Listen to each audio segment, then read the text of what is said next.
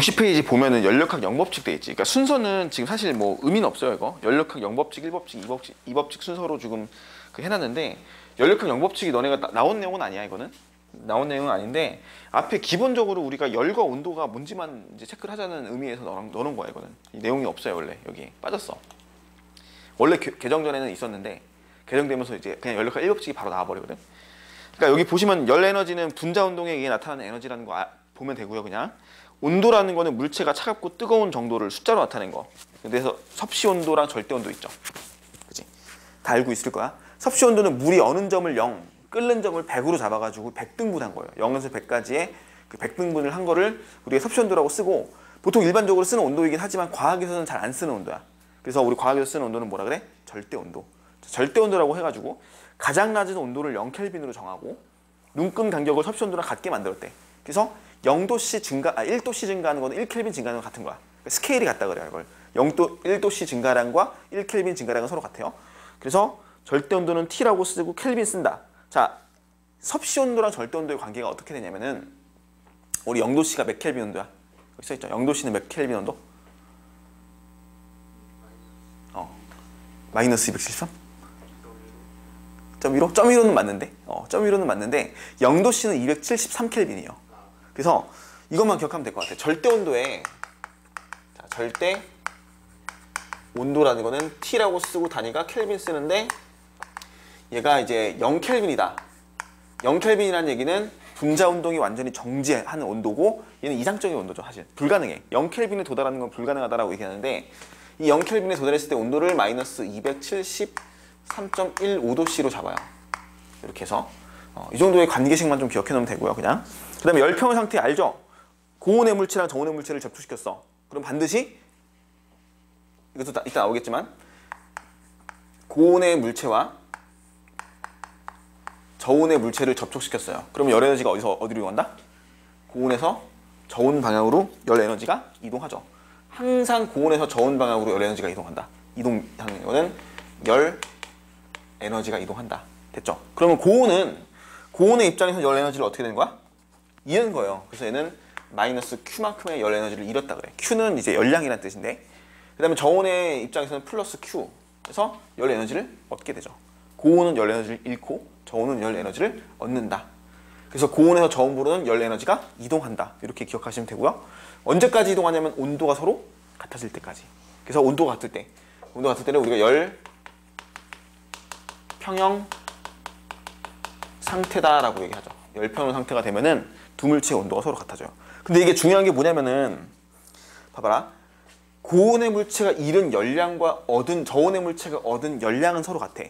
맞죠? 잃은 열량과 얻은 열량은 서로 같아야 돼. 이건 에너지가 보존되기 때문에 열량 보존 법칙이라고 하는데, 고온의 물체는 무조건 온도가 어떻게 되니? 내려가죠. 얘는 온도가 무조건 내려갈 거고 얘는 온도가 무조건 올라가요. 그래서 어느 임의의 온도에서 서로 같아진단 말이야. 열평형 상태가 된단 말이야, 이 상태로. 그런데 온도 변화량은 같아, 안 같아? 이 온도 변화량은 같지 않다는 거야. 이걸 기억해놔야 돼요. 잃은 열량과 얻은 열량은 서로 같지만 온도의 변화량은 서로 같지 않아. 그건 왜 그러냐면은 물체의 질량이 다를 수 있고 물체의 비열이라는 값이 다를 수가 있어요. 그래서 거기도 설명이 되어 있는데 비열, 연용량, 열량 이 세 가지는 읽어보세요. 이거는 기본적인 내용이니까. 이거 중학교 때 배웠던 내용이야. 이거는. 그래서 우리 열량은 cm 델타 t라고 쓴다. 이거 본 적 있죠? 그래서 비열, 연용량 이런 것들이 다르기 때문에 이 온도 변화가 반드시 같지는 않더라. 하지만 열 에너지의 이동량은 서로 반드시 같다. 얘네들은 무조건 같아요. 잃은 열량과 얻은 열량은 서로 같다. 이렇게 정리해 주시면 될 것 같아요. 이건 자세하게 설명 안 할게. 여기는 넘어가시고요. 이제 연력학 1법칙 본격적인 내용이죠. 연력학 1법칙. 이거 체크하고 가자. 0법칙 한 김에. 앞에 넘어가서 0법칙 맨 밑에 써 있어요. 연력학 0법칙. 뭐라고 써 있니? A와 B가 열평형을 이루고 A와 B가 열평형을 이루고 A와 C가 열평형을 이루면은 B와 C도 뭐다? 열평형을 이룬다. 그러니까 쉽게 말하면은 A와 B가 온도가 서로 같아. B와 C가 온도가 서로 같아. 그럼 A와 C 온도 같아, 안 같아? 같죠. 당연한 얘기죠. 이게 연력학 0법칙이야. 됐죠? 연력학 0법칙은 1법칙 나오고 2법칙 나온 다음에 정의가 됐어. 너무 당연한 얘기지만 그때 당시에 열 에너지라는 개념과 분자 운동이라는 개념이 정립이 안 돼 있기 때문에 1법칙 나오고 2법칙 나온 다음에 그 다음에 이 내용을 정리했는데 이 내용이 너무 기본적인 내용이니까 당연한 얘기잖아. AB 온도 같고 BC 온도 같으면 AC 온도가 당연히 같아야 된다는 건데 그래서 이걸 3법칙으로 붙이기가 좀 애매해서 앞으로 껴서 0법칙에다 갖다 집어넣은 거예요. 그러니까 과학에서 그렇게 0법칙이 나오는 케이스가 없는 거죠. 거의 드문 케이스인데 얘는 좀 특이하게 0법칙을 만들어 놨어요. 이것만 기억해 놓으시고 1법칙 이제 보세요. 1법칙 1법칙을 한마디로 요약하자면은 연력학 1법칙은 한마디로 에너지 보존 법칙이에요. 에너지 보존 법칙이야. 연력학 1법칙은 에너지가 항상 보존된다는 뜻을 담고 있는 내용인데 우리가 이거 하려면은 첫 번째로 이거 알아야 돼요. 이상기체. 이상기체. 말 그대로 이상적인 기체예요. 거기 이상기체 설명되어 있지. 분자 크기 무시할 수 있고 분자들 사이에 힘이 작용하지 않는 가상적인 기체이다. 얘는 그냥 가상적인 기체야. 말 그대로 가상적인 기체예요. 가상적인 기체. 실제로 존재하지 않는 기체. 그래서 몇 가지가 있어. 이걸 다룬 내용들이 일단은 뭐 얘네들이 분자력이라고 해가지고 분자 간 인력을 무시해요.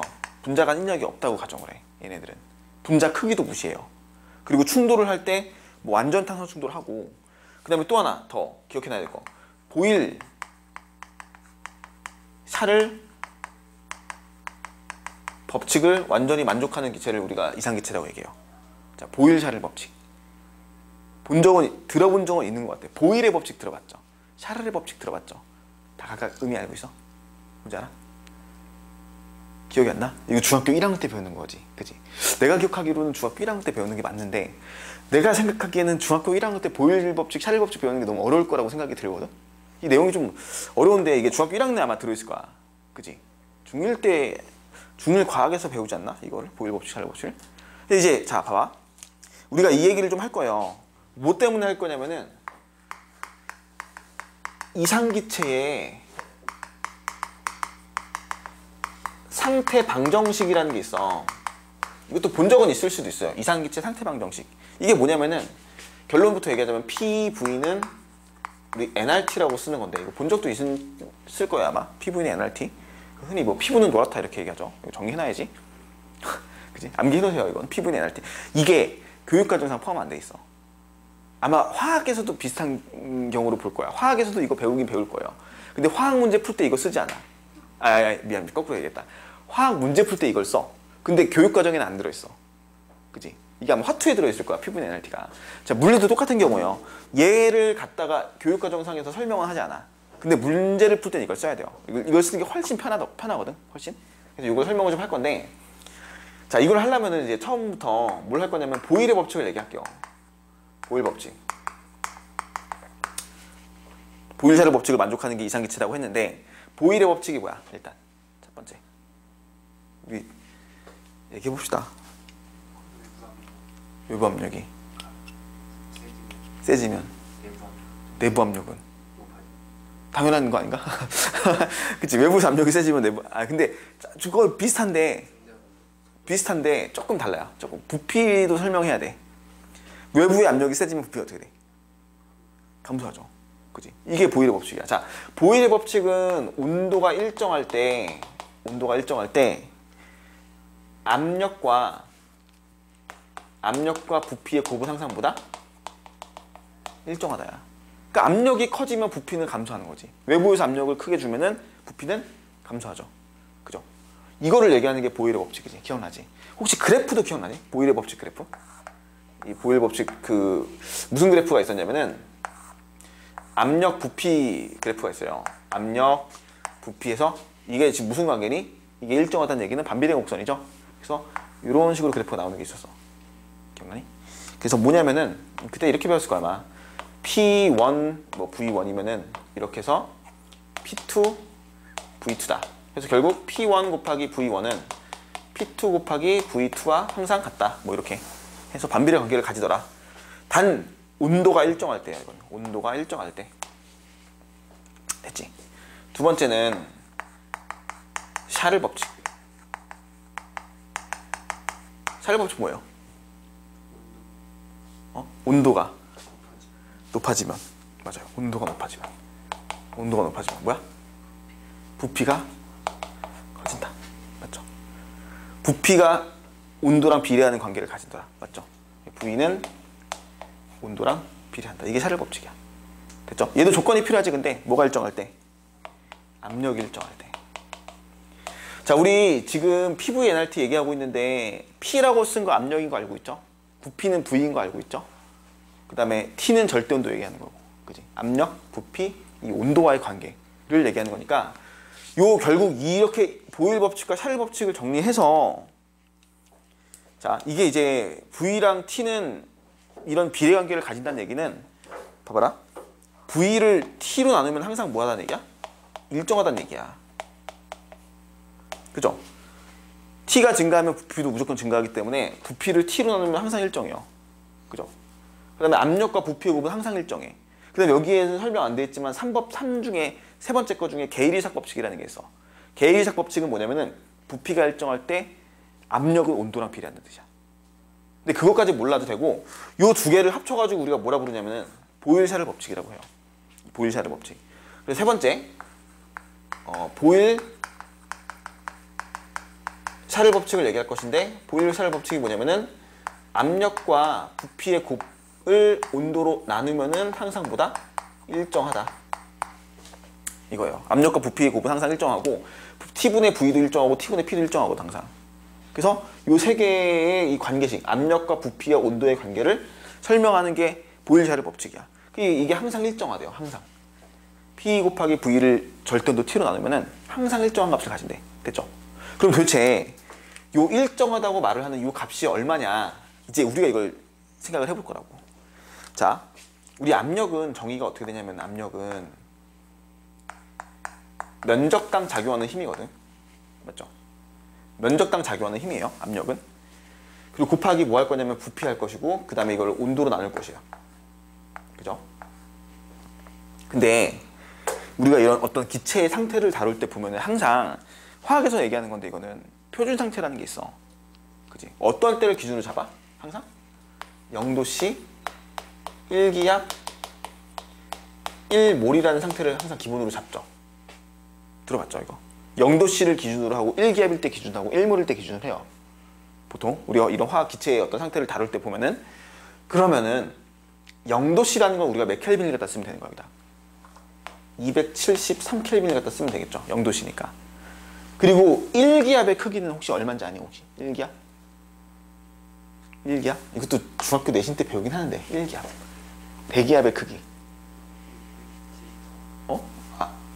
아닌데? 675였어요. 우리 1기압 크기를 1013 헥토파스칼이라고 했던 거 기억나니? 1013 헥토파스칼? 본 적 있어요? 지구과학 할 때 배웠을 거예요. 이게 1기압의 크기야. 파스칼은 단위가 뭐냐면은, 헥토는 다시 쓸게요. 헥토는 100의 의미를 가지고 있고, 파스칼은 단위가 뉴턴 퍼 제곱미터야. 여기 이제 압력이 뉴턴 퍼 제곱미터잖아. 압력의 단위가 뉴턴 퍼 제곱미터. 그게 파스칼이야. 이거는 101300 파스칼이 1기압의 크기야. 그래서 어떻게 하냐면은 여기다가 그걸 집어넣어요. 101300 뉴턴 퍼 제곱미터 곱하기 부피 할 건데, 우리 1몰일 때 부피는 얼마니 또? 22.4리터가 1몰일 때 부피거든? 근데 이거는 리터를 또 우리가 단위를 바꿔주면은 세제곱 미터 단위로 바꿔주잖아? 이거를? 그러면 22.4리터는 22.4 곱하기 10의 마이너스 3승 세제곱미터 단위를 써요. 이렇게 리터를 세제곱미터로 바꿔준 거야. 그래서 여기다가 얼마를 쓸 거냐면은 22.4 곱하기 10의 마이너스 3승 세제곱미터를 써요. 이렇게. 됐지? 그러니까 지금 0도씨 1기압의 상태일 때 요 PVT의 관계가 일정하다고 얘기하는 건데, 그 일정한 값이 얼마인지를 찾는 거야 지금. 만약에 표준 상태일 때, 일반적인 상태이면은 이게 항상 일정하대요. 항상 압력, 부피, 온도의 관계가 항상 일정하대. 근데 도대체 얼마로 일정한지를 찾고 있는 거야 지금 이게. 그래서 지금 우리 필요한 숫자 다 집어넣었죠. 이거 집어넣었지. 계산되잖아 이거. 그지? 계산해보면 봐봐. 뉴턴 퍼 제곱미터인데 단위가, 이 단위가 뉴턴 퍼 제곱미터고 얘는 세제곱미터야. 곱하면 뭐 나오니? 둘이? 곱하면 뭐 나와? 뉴턴 퍼 제곱미터 곱하기 세제곱미터. 뉴턴미터 뭐야? 1. 중력량 아니죠. 2B죠. 1. 힘 곱하기 거리한 거랑 똑같잖아. 뉴턴미터잖아. 이게 단위가 줄이야. 그래서 위에 거의 단위는 요 놈의 단위는 줄이 나와. 그 다음에 이제 줄 퍼 켈빈이 되겠죠. 얘는 온도가 되니까. 그래서 계산을 해봤더니 얘가 얼마 나오냐면은 8.31이라는 값이 나와요. 8.31. 8.31. 요거 계산한 거야. 요거 이렇게 계산했더니 8.31이 나와. 화학 배웠지 우리. 화학 배우면 화학에서 이거 뭐라 그러냐면 0.08이 나온다 그래요. 기억나니? 들어봤어? 화학 배운 친구들은 이걸 기체상수라고 하는데 0.08이라고 그래. 단위가 좀 달라서 그래. 화학이랑 물리랑 쓰는 단위가 조금 달라가지고 값이 다른데 물리를 기준으로 봤을 때 8.31이 되는 거야. 이게 뭐냐면은 얘를 갖다가 기체 상수라고 쓰고 R이라고 하는 거야. 얘를. 그러니까 지금 내가 뭘 한 거냐면은 기체 상수를 정의하는 걸 지금 얘기한 거야. R이라고 하는 기체 상수를 이런 식으로 잡아요. 단위는 뭐 큰 의미 없어요. 줄 퍼 몰 켈빈이야. 원래 이제 이거 단위 계산하면 줄 퍼 켈빈인데 몰이 붙은 거는 우리가 1몰이랑 계산했기 때문에 줄 퍼 몰 켈빈 되는 거죠. 이렇게 돼. 이렇게. 그래서 결국 봐봐. 이걸 다시 쓰면 이렇게 쓸 수 있어. PV를 온도로 나누면은 이게 어떤 특정한 값이 나오는데 그게 R이라고 얘기하는 거야. 기체상수라고 얘기하는 거죠. 근데 이게 지금 몇 몰일 때 얘기한 거냐면 1몰일 때 얘기한 거야. 그럼 이게 2몰 되면은 2R 하면 되겠죠. 3몰이면 3R 하면 되는 거야. 그래서 얘를 N이라고 써요. N은 몰수를 의미하는 거야. 됐지? 그래서 압력 부피를 온도로 나누면은 항상 NR이라는 값이 일정하게 나오게 된다고 얘기하는 건데 1몰일 때는 그냥 R이고 2몰일 때 2R이고 그렇기 때문에 우리가 지금 여기서 처음 썼던 요 이상기체 상태방정식이라고 하는 PV는 nRT라는 요 말이 어떻게 나온 거냐면은 이런 식으로 정리해서 나온 거라고. 보일의 법칙 만족하고 샤를의 법칙 만족하는 이상기체가 0도씨 1기압 1몰일 때 이 표준 상태가 되면은 어떤 특정한 요 특징이 되는데 그래서 모든 기체들은 이상기체들은 이런 상태의 어떤 특정한 조건을 만족할 수 있는 방정식을 하나 얻을 수 있다는 거죠. 그러니까 요거를 하나 알고 있으면은 보일의 법칙, 샤를 법칙, 게일의 법칙, 뭐 이 보일 샤를 법칙을 다 쓰고 있다는 거야. 우리가 다루는 기체들의 변수들은 딱 요 세 가지밖에 없어요. 왜 세 가지밖에 없냐면은 몰수는 무조건 1몰로 통일이야. 몰수는. 우리 물리원에서는 몰수가 1몰, 2몰이 1몰 이상이 안 나와요. 1몰밖에 안 나와. 아예 몰이란 개념도 없어. 원래 이제 개념이 없는 거죠, 여기서. 왜냐면은 이게 지금 물리 교육 과정에 나온 게 아니잖아. 그러니까 몰수라는 개념이 원래 설명이 안 돼요. 그다음에 R, 기체상수 당연히 일정한 상수값이죠. 그러니까 얘는 그냥 일정한 값이야, 어떤 상수 취급을 하는 거야. 그러니까 결국 P, V, T 이 세 가지의 변수를 가지고 우리는 문제를 풀게 되는 거야. 됐죠? 이렇게 정리해 놓으시면 이게 그 이상기체 상태방정식, PV는 nRT 의미까지 설명이 되는 거고 이렇게 일단 정리를 먼저 해놓읍시다. 첫 번째로 됐죠? 이게 이제 보일-샤를 법칙을 통해서 이상기체 상태방정식을 정의하는 방법. 그 다음에 이제 1법칙을 얘기할게요. 우리가 지금 62페이지 설명한 거예요, 먼저. 그리고 63페이지 기체가 하는 일을 얘기할 건데 자, 이걸 먼저 할게요. 일단 그 3번에 연력학 1법칙이 뭐냐면은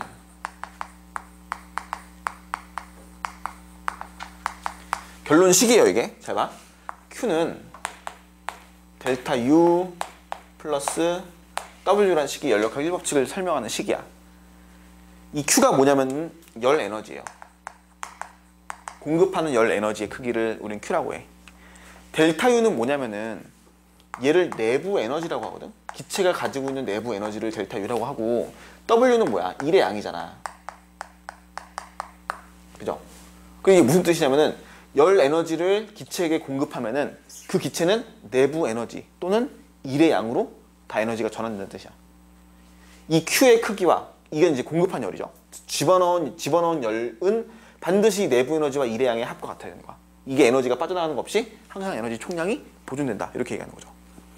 모르는 게 우리가 두 가지가 있단 말이야. 첫 번째로 내부 에너지. 자, 내부 에너지는 이상기체가 가지고 있는 전체 에너지요. 얘는 내부 에너지는 기체의 전체 역학적 에너지를 내부 에너지라고 해.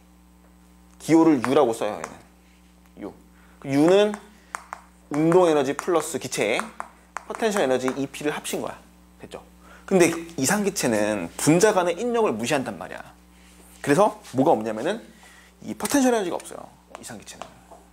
그럼 뭐만 있어? 운동 에너지만 있는 거야. 그래서 결국 기체의 전체 역학적 에너지이긴 하지만 얘는 사실 운동 에너지만을 의미한다. 이상기체의 분자들이 가지고 있는 운동 에너지. 자, 근데 이거는 필기만 해놓고 이것도 교육과정 바깥의 내용이긴 한데 너네 64페이지 보시면은 3번에 이상기체의 내부 에너지라고 돼 있어요. 거기에. 자, 이상기체가 가지고 있는 이 운동 에너지의 평균 운동 에너지 EK는 얼마냐면은 2분의 3 KT로 쓰거든요. 2분의 3 KT. 이게 분자들이 가지고 있는 평균 운동 에너지야. 조건이 필요하긴 한데 단원자 분자의 이상기체의 경우에 평균 운동 에너지 EK는 2분의 3 KT로 정의가 돼. K는 볼츠만 상수라고 상수야. 몰라도 돼요. 우리한테 중요한 건 지금 이거예요. T. 온도에 비례한다. 맞죠? 우리 그 기체 분자의 운동 상태가 온도가 높아지면 활발해지는 거 알고 있지? 그지? 그래서 온도가 높으면은 운동원이 커진다. 됐죠? 여기까지. 그러니까 이제 2분의 3 KT라는 식으로 정의해서 그냥 단순하게 이렇게 하면 돼. EK는 뭐랑 비례한다? 온도랑 비례한다.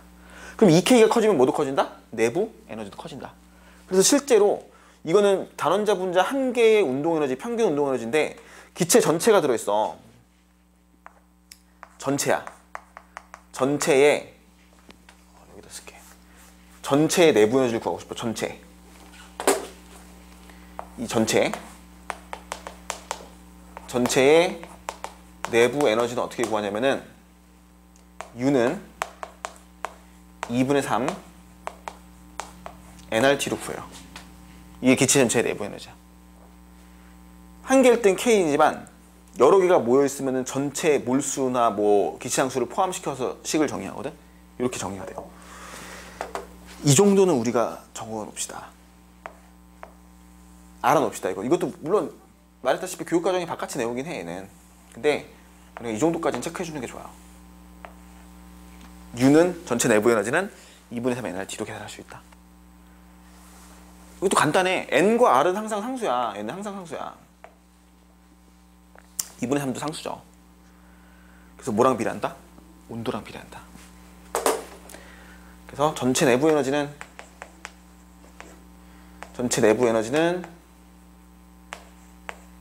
온도랑 비례한다. 그래서 문제에서 이렇게 물어본다. 보통 기체 내부 에너지가 커지는 조건을 생각해봐. 기체의 내부 에너지가 크대요. 그럼 온도 일단 무조건 뭐야 돼? 큰 거지. 온도 크면은 내부 에너지 증가한 거야. 운동 에너지 크면 내부 에너지 증가한 거야.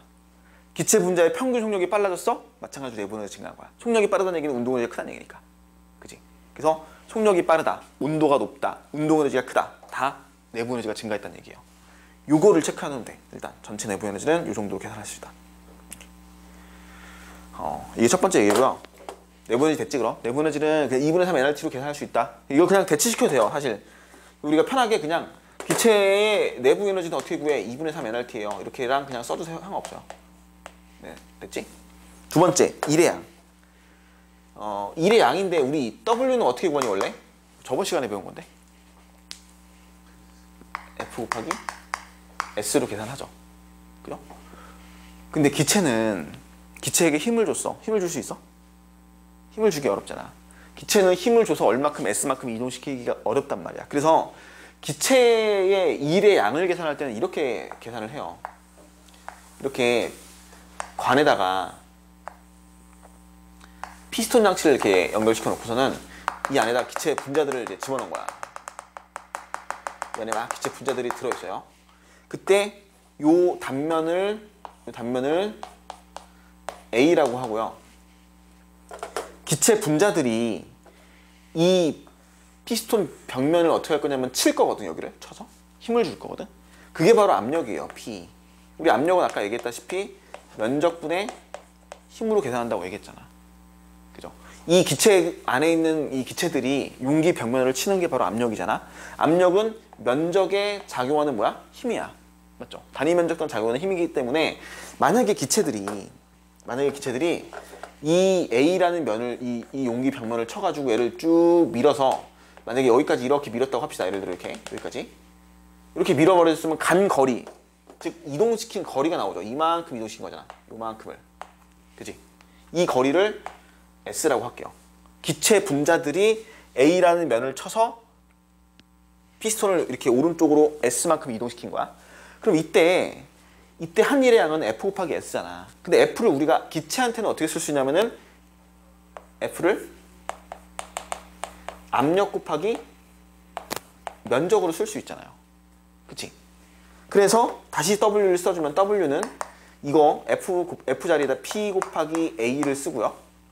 곱하기 뭐 하면 되는 거야? 이동한 거리 S를 쓰면 한 일의 양이 나오지. 맞죠? 근데 잘 보니까 A 곱하기 S가 바로 뭘까? 얘기해보세요. A 곱하기 S.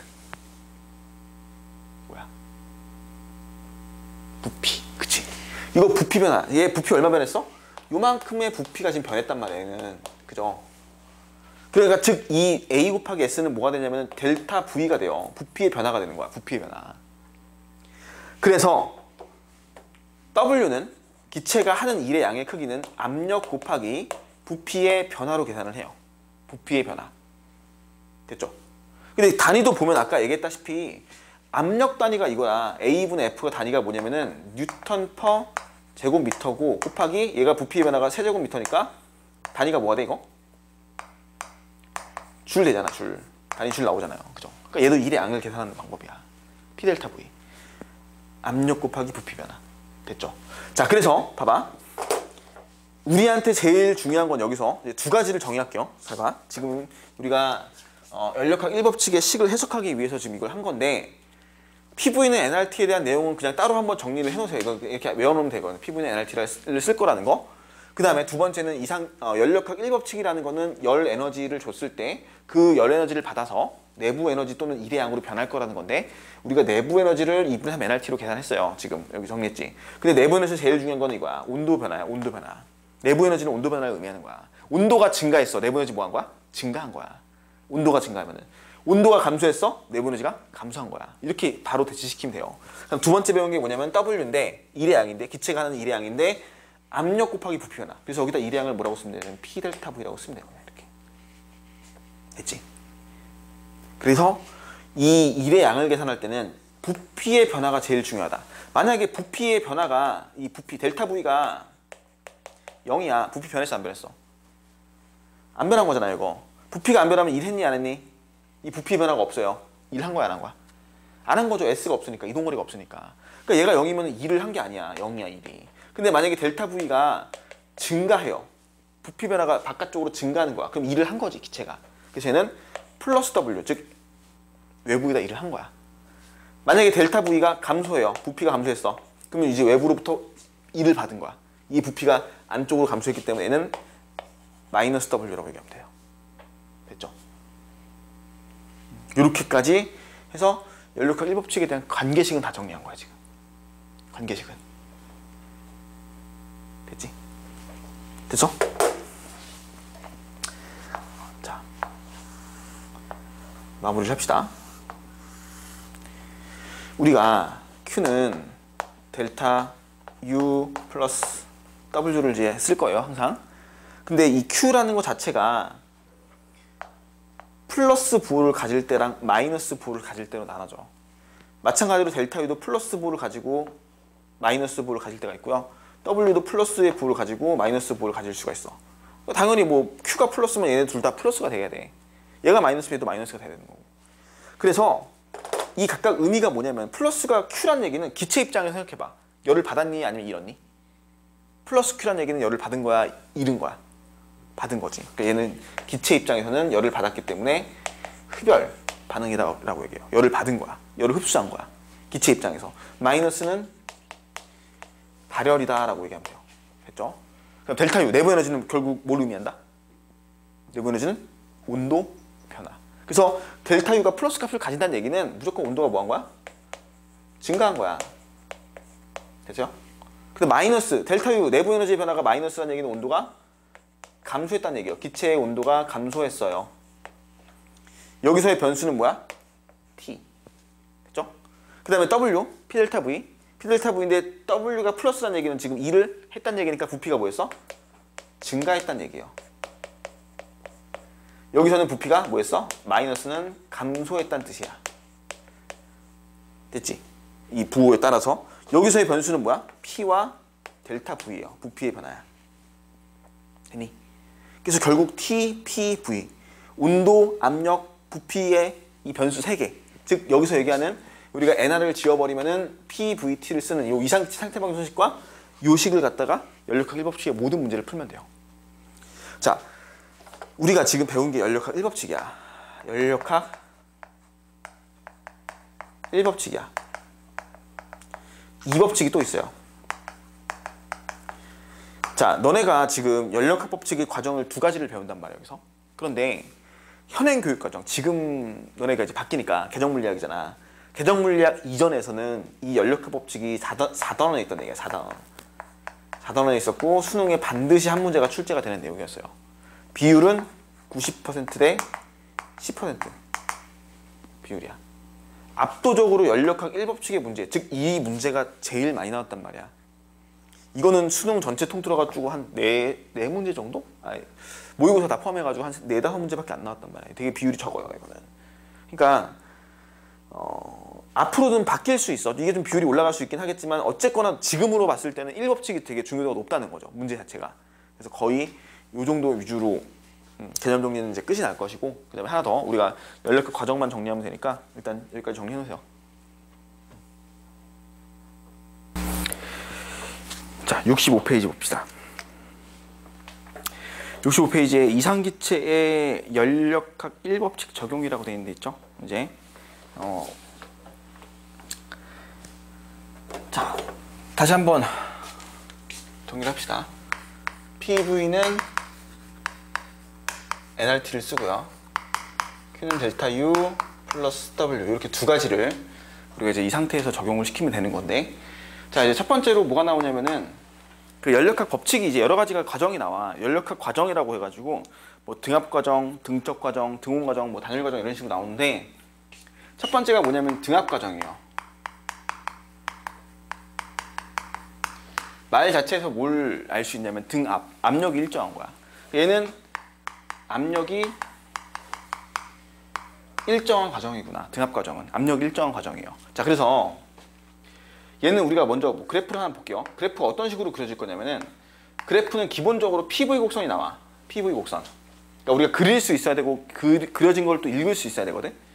근데 이제 등합 과정이라고 하는 거는 압력이 일정한 과정이에요. 그러니까 압력 자체가 변하지 않아. 그러니까 압력이 안 바뀌려면 어떻게 되냐면 얘네들이 이런 식으로 이동해야 돼. 그러니까 이쪽으로 가든지 왼쪽으로 가든지 오른쪽으로 가든지 해가지고, 만약에 어떤 기체가 A라는 상태, 즉 뭐 부피가 뭐 이 정도를 가지고 있었고 압력은 이 정도야. 근데 어느 이유에 의해서 갑자기 부피가 이렇게 변했어요. 증가했어요. 이렇게 B라는 상태까지 변했다고 합시다. 이렇게. 그죠? 그러니까 A라는 상태에서 기체가 B라는 상태까지 압력이 일정한 채로 변화가 되는 거야. 그러면은 이제 우리가 이런 거 어떻게 해석할 수 있냐면, 첫 번째로 Q는 델타 U 플러스 W 쓰고요. 밑에다 쓰자. PV는 nRT를 또 쓸 수 있어. 자, Q는 델타 U 플러스 W고요. PV는 nRT를 이렇게 쓸 수 있죠. 그러니까 이제 원래는 이걸로 다루는 거고 우리가 이것까지 추가로 확인을 하는 건데, 보시면은 압력이 일정하단 말이야. 일단 무조건 N과 R은 일정해요. 바뀌지 않는 값이야. 그리고 뭐도 안 바뀌어? 압력이 안 바뀌는 거야. 됐죠? 그러면 잘 봐. 압력 일정하고 NR 안 바뀌고요. 그럼 부피랑 온도의 관계가 무슨 관계야? 부피랑 온도의 관계는 비례 관계죠. 그죠? 이거 무슨 법칙이야? 샤를 법칙. 우리가 아까 했었지. 샤를 법칙은 압력이 일정할 때 부피가 증가하면 부피랑 온도랑 비례하는 관계를 설명하기 샤를 법칙이었단 말이야. 이게 그냥 딱 그 과정이에요. 그냥. 그래서 부피랑 온도랑 비례하는 과정을 설명할 수 있다고. 그럼 봐봐라. 지금 부피가 뭐했어? 증가했죠. 부피 증가, 온도 증가. 맞죠? 부피 증가, 온도 증가. 그럼 부피가 증가했기 때문에 일했니 안 했니? 부피가 증가했으니까 일을 했어 안 했어? 무조건 했죠. 일은 무조건 증가하는 양으로 가니까 플러스라는 거야. 온도 증가해 안 증가해? 증가하죠. 부피가 증가하면 온도도 증가한단 말이야, 무조건. 그래서 온도도 내부 에너지도 플러스 값을 가져야 돼, 무조건. 그럼 결국 얘는 뭐 했다는 거야? 열을 받았다는 얘기죠. 그래서 얘가 Q가 플러스가 나와야 돼. 이런 식으로 따져주는 게 우리가 등압과정 따지는 거야. 주영아 잘 봐. 잘 보세요. 됐죠? 등압과정은 이런 식으로 따지는 거야. 만약에 B에서 A로 가는 과정을 설명하면은 B에서 A로 가는 과정은 압력이 일정하면서 부피가 뭐였어? 감소했지? 온도도 감소했지? 그럼 마이너스 마이너스 Q도 마이너스. 자, 이건 문제가 어떤 식으로 나올 수 있냐면은 이런 게 나와. 예를 들어서 이렇게 이제 닫혀 있어. 이 피스톤이에요. 얘는 단열 용기야. 자, 단열 용기란 말이 나오거든, 이제부터. 단열 용기. 얘가 단열돼 있다는 말은 무슨 뜻이냐면은 적어도 용기로는 이 그릇으로는 열 출입이 없다는 얘기예요. 됐지? 그리고 어떻게 하냐면은 이 내부에다가 저항 장치를 하나 연결시켜 놔. 이렇게 이 내부 안쪽으로. 그럼 저항에다가 전류를 흘리면 뭐가 생기니? 열이 발생하죠. 즉 기체에다가 열 Q를 공급하고 있다는 뜻이야, 이거는. 그랬는데 봐, 만약에 얘가 이렇게 열려 있어요. 여기가 지금 여기 열려 있기 때문에 여기 외부에는 대기압이라는 P제로가 있다고 가정을 할게요. 그러면은 이쪽에서 누르는 압력과 이쪽에서 누르는 압력이 서로 같다면 얘가 정지해 있겠지. 평형 상태를 유지하고 있으니까. 면적도 똑같고 양쪽에서 주고받는 힘도 똑같기 때문에 압력이 같으면 가만히 정지해 있을 거야. 근데 만약에 얘가 열을 줬더니 열량 Q를 줬더니 얘가 이렇게 쭉 증가해서 요만큼까지 와가지고 정지해 있대 다시. 됐어요? 바깥으로 밀려난 상태로 쭉 와서 얘가 정지해 있어요 지금. 자, 그러면 외부 압력 바뀌었어 안 바뀌었어? 외부 압력 P제로 안 바뀌었죠. 근데 그래도 정지하고 있다는 얘기는 안쪽 압력도 얼마다는 얘기야. P제로 그대로 일정하다는 얘기지. 맞아? 그래서 얘는 결국 압력이 뭐 한 거야? 일정한 등압 과정을 한 거야. 얘가 이제 등압 과정이다라고 확인할 수 있죠. 이런 과정을 주는 거야. 그래, 그림상으로 이렇게. 그러면 얘는 등압 과정 하면서 부피가 뭐였어? 부피가 증가했구나. 부피가 증가하면 뭐도 증가해야 돼? 온도도 증가하는구나. 그럼 열을 줬더니 Q를 줬더니 델타 U 플러스 W 해가지고 온도 증가했고 부피 증가했으니까 다 플러스 플러스다. 이렇게 할 수 있겠죠. 이렇게 따지는 게 등압 과정을 따지는 방법이에요. 요거 이제 기억해 놓으시면 돼요. 과정이 4가지밖에 없기 때문에 요거 하나 기억해 놓으면 돼. 일단 하나의 유형이야 이게 등압 과정. 주영아 잘 봐. 정신 차려. 정신 차려야 돼. 이 4가지가 다란 말이야 여기서. 등압 과정. 됐죠? 자, 여기 하나만 더 중요한 거 하나 얘기할게요. 좀 약간 심화적인 내용인데 잘 보세요. 자, 등압 과정을 하게 되면은 무조건 압력이 뭐해? 일정하단 말이야. 그럼 우리가 요 관계에서 잘 봐. PV는 nRT가 하나 있고요. 얘가 일정하다고 했어. nR 일정하다고 했어. 맞지? 이 상태에서 델타 U 플러스 W 이게 Q가. 근데 우리 델타 U를 2분의 3 nRT라고 썼었지 아까. 그래요? 그 다음에 1의 양은 얼마로 썼어? P 델타 V로 썼단 말이야. 맞죠? 그지? 근데 잘 보세요. 안 바뀌는 거 체크해봐. nR 2분의 3 안 바뀌고요. P도 안 바뀌어. 맞지? 그럼 얘네 두 개를 종합해 보면은 부피의 변화와 온도의 변화가 서로 같아. 그럼 여기서도 부피의 변화와 온도의 변화가 서로 뭐 하는 거니? 같은 거잖아. 그래서 우리가 이걸 어떻게 쓸 수 있냐면은 이 P 델타 V를 nRT로 쓸 수가 있다고 여기서는. 그래서 얘를 뭐라고 써? 이거를 nR 델타 T라고 쓸 수가 있어요. 맞지? 주영아 잘 봐. 이거 PV는 nRT이기 때문에 이 PV는 nRT랑 크기가 같기 때문에 부피 변화와 T의 변화가 같다면은 이 여기서도 부피 변화, T 변화가 같기 때문에 nR 델타 T라고 쓰시자고 여기를 그냥 P 델타 V 대신에.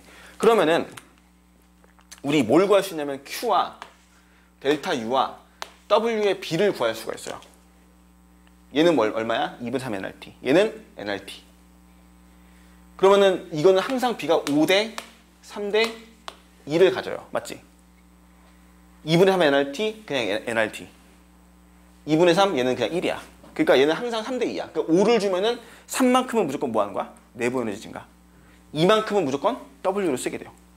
이게 등압 과정의 특징이에요. 등압 과정은 반드시 열을 준 거를 내부 에너지 3, 1의 양 2로 분배해서 가져가. 무조건. 됐죠? 등압 과정은 이런 특징이 좀 있어요. 그래서 이 B가 항상 5대 3대 2의 B를 가진다. 등압 과정 시에만. 이렇게 기억을 해주면 되고요. 자, 두 번째는 등적 과정이죠. 자, 등적 과정은 적이 뭐냐면 부피야. 부피가 일정한 거예요. 부피가 일정한 과정이에요. 됐죠? 자, 부피가 일정하면은 얘도 그래프 먼저 확인할까? 그래프 나중에 확인할까? 얘는 간단해요. 용기가 하나 있어요. 이렇게 단열 용기. 용기 자체가 열 출입이 차단되어 있는 상태에서, 단열되어 있는 상태에서 부피가 안 바뀌는 아예 딱 정해져 있어. 얘처럼 부피가 이렇게 피스톤에 의해서 왔다 갔다 움직이는 경우가 아니야. 얘는 부피가 안 변해요. 됐죠? 그리고 안에다가 뭘 하냐면은 열량 Q를 줘. 저항을 연결시켜가지고 열량 Q를 공급해요. 됐죠? 얘 이번엔 그래프 말고 먼저 이거부터 볼게. 자, 먼저 뭐부터 해야 돼? 우리? 얘 등적이죠, 그냥. 이게 등적 과정이니까 PV는 nRT를 써보세요. 일정한 거 얘기해보자. 일정한 거. 부피 안 바뀌죠. N도 안 바뀌죠. R도 안 바뀌죠. 맞아? 열은 받았지 일단. 그죠? 열은 받았잖아. 그래서 밑에다 하나 더 쓰자. Q는 델타 U 플러스 W. 됐죠? 열 뭐 했어 무조건? 받았죠. 열을 받았는데 등적이야. 부피가 안 바뀌어. 1의 양이 0이에요. 맞지? 그죠? 열은 받았지만 이 용기 자체가 변하는 용기가 아니기 때문에 부피 변화가 생길 수가 없어. 그러니까 한 일의 양이 0인 거야 무조건. 1의 양이 0이 될 수밖에 없어요. 그러면 무조건 열 받은 것만큼 뭐 해야 돼? 델타 U로 가야 되잖아. 그러니까 얘는 특징이 뭐냐면은 Q랑 뭐가 같아야 돼? 델타 U의 크기가 같아요. 내부 에너지 변화와 받은 열량의 크기가 무조건 같아야 돼. 1의 양이 없기 때문에. 그래서 이렇게 정리가 되고요. 그렇다면 우리 PV 곡선으로 그래프를 그려주면 어떻게 그릴 수가 있니? 부피의 변화는 없고요. 온도의 변화만 생겼어. 근데 자, 온도가 변하면은 온도가 뭐 했냐면 여기서 무조건 증가해야 돼. 맞지? 그럼 압력 무조건 뭐 해야 돼? 증가해야 돼요. 이렇게 나오잖아. 그래서 PV 곡선상에서 그래프가 어떻게 그려질 거냐면은 부피의 변화는 없으면서 압력이 증가하는 형태로. 그러니까 그래프는 이런 식으로. 만약에 A라는 상태에서 이렇게 위로 B라는 상태까지 이런 식으로 변화가 될 수 있다. 이렇게 보시면 되겠죠. 되니? 이렇게 A에서 B까지 이런 식으로 변화가 생기더라. 이게 등적 과정을 설명하는 거죠. 자, 등적 과정은 중요한 거야. 이것만 기억하면 돼요. Q는 내부 에너지의 변화와 무조건 같아야 된다. 이때는 어떻게 됐지? 이때는 무조건 5대 3대 2의 B를 가졌다. 그러니까 다 값이 생기죠. 등합 과정에서 이런 식으로 정리하면 되겠죠. 주영아, 잘 봐봐. 응? 정신 차려. 자, 보세요. 65페이지 잘 봐봐. 응? 정신 차려. 자, 하나 더 볼 게 뭐냐면은 W의 크기인데 1의 크기인데 여기서 보시면 1 했어 안 했어? 등합 과정은 1 하니 안 하니? 하죠. 1 한단 말이야 여기서는. 여기서는 1 해 안 해? 1의 양이 0이죠 여기서는. 그래서 우리가 그래프에 뭐를 볼 수도 있냐면은 민넓이를 가지고도 1의 양을 따질 수가 있어요. P 곱하기 V가 뭔데? 그래프의 민넓이. 압력 곱하기 부피는 1의 양이거든? 그러니까 얘는 지금 이만큼 뭐 한 거야? W에 1을 한 거죠. 이만큼에. 그치? 얘는 근데 민넓이가 안 생기잖아. 민넓이가 안 생긴다는 얘기는 W가 0이라는 얘기죠. 이렇게까지 확인할 수 있다는 거지. 그래서 1의 양의 크기를 비교할 수도 있다. 자, 세 번째는 등온 과정이에요. 세 번째는 등온 과정이다. 자, 등온은 온도가 일정하죠. 등온은 온도가 일정. 자, 이번엔 이거 먼저 써볼게. 그냥 이거 단순해요. PV는 nRT 먼저 쓸게. 일정한 거. 뭐가 일정하니? nRT 다 일정하죠. 그죠? 그럼 nRT가 일정하다는 얘기는 압력과 부피는 항상 뭐야? 반비례 관계. 즉 무슨 법칙에는? 보일 법칙 얘기하는 거죠. 보일 법칙. 그래서 이걸 먼저 쓴 거야. 그래프를 그리면 어떻게 그릴 거야? 그래프를 그리면 이런 식으로 반비례 곡선 나오겠지. 그지? 얘가 압력, 얘가 부피. 그래서 항상 반비례 곡선이 나오더라. 그래서 이 곡선을 뭐라고 하냐면은 이렇게 반비례로 쭉 따라가는 이 곡선을 뭐라고 얘기하냐면은 등온선이라고 얘기해요. 얘를 등온선. 등온선이다라고 얘기를 할 수 있는 거지. 등온선. 됐죠? 그 다음에 여기다 마찬가지로 Q는 델타 U 플러스 W 쓰면은 만약에 기체가 이 상태에서 A라는 상태에서 이렇게 따라간다고 합시다. B라는 상태까지 쭉 가요. 됐지? 그럼 부피는 뭐 했어? 증가. 압력은 감소. 일의 양은 이 밑넓이만큼. 아, 무조건 일을 했겠네. 그죠? 무조건 일을 해요. 일은 플러스. 온도는 바뀌어 안 바뀌어? 안 바뀌어요. 내부 에너지가 무조건 0이야. 맞지? 그러니까 Q를 뭐 한 거야? 받은 거야. 얘는 흡열 과정이에요. 열을 받아서 내부 에너지 안 바뀌고 다 일에다 쓰는 거지. 받은 양만큼. 됐죠? 그래서 지금 이 케이스는 A에서 B로 가는 과정에서는 부피가 증가하고요. 압력이 감소하는 케이스를 다룬 거야. 이렇게 정리할 수 있겠죠? NRT, T까지 일정하니까. 이렇게 정리하면 등원 과정까지 끝나죠. 그냥 간단하지. 근데 이거 하나를 비교할 줄 알아야 돼. 자, 만약에 등원선이 하나가 더 있다고 합시다. 예를 들어서 등원선을 두 개를 그려볼게. 등원선이 이렇게 그려지는 게 하나 있고 이렇게 그려지는 게 하나 있어요. 이렇게. 됐죠? 얘도 PV 곡선 그래프를 그렸을 때, 자, 요 등원선과 요 등원선의 차이가 뭐냐면은 온도의 차이가 생겨. 등원선은 똑같이 등원선이야. 근데 온도가 누가 더 높을까? 온도가 누가 높아야 돼? 얘를 A라는 등원선이라고 얘를 B라는 등원선이라고 할게요. 그럼 A와 B 중에 온도가 누가 더 높아? 어디가 높아? B가 온도가 높아야겠죠. TA, TB를 비교하면은 TA와 TB를 비교하면 당연히 TB가 높아야 돼. 온도는. 자, 왜 그래야 되냐면은 같은 압력일 때 부피가 큰 놈이 뭐야? 무조건 온도가 높은 거겠죠. 당연히. P 곱하기 V는 NRT니까.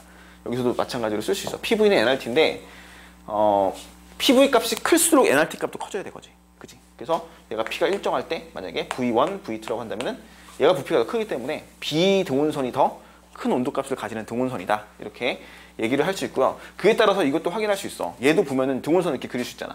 등원선 그리고 등원선 그렸을 때, 자, A가 B보다 온도가 더 높아야 돼요. 맞지? 그래서 B가 온도가 증가했단 말이에요. 여기서 부피 증가하는 것만큼 온도가 증가했어. 마찬가지로 여기도 보면 등원선을 두 개를 그릴 수가 있는데 여기서도 온도가 증가하는 걸 볼 수 있겠죠. 등원선을 확인해주면. 그래서 이런 식으로 우리가 등원선을 두 개를 비교할 수 있다는 거지. 대략적으로 이렇게 됐죠. 이런 식으로 등원선의 그 크기를 가지고 온도의 크기를 비교할 수 있다. 이렇게 정리하면 되고, 지금 넘어가서 66페이지 했죠. 등원 과정, 온도가 일정한 과정까지 했고 일의 양까지 할 수 있다는 거 기억하면 되고요. 마지막으로 단열 과정, 네 번째 거죠. 네 번째가 단열 과정인데,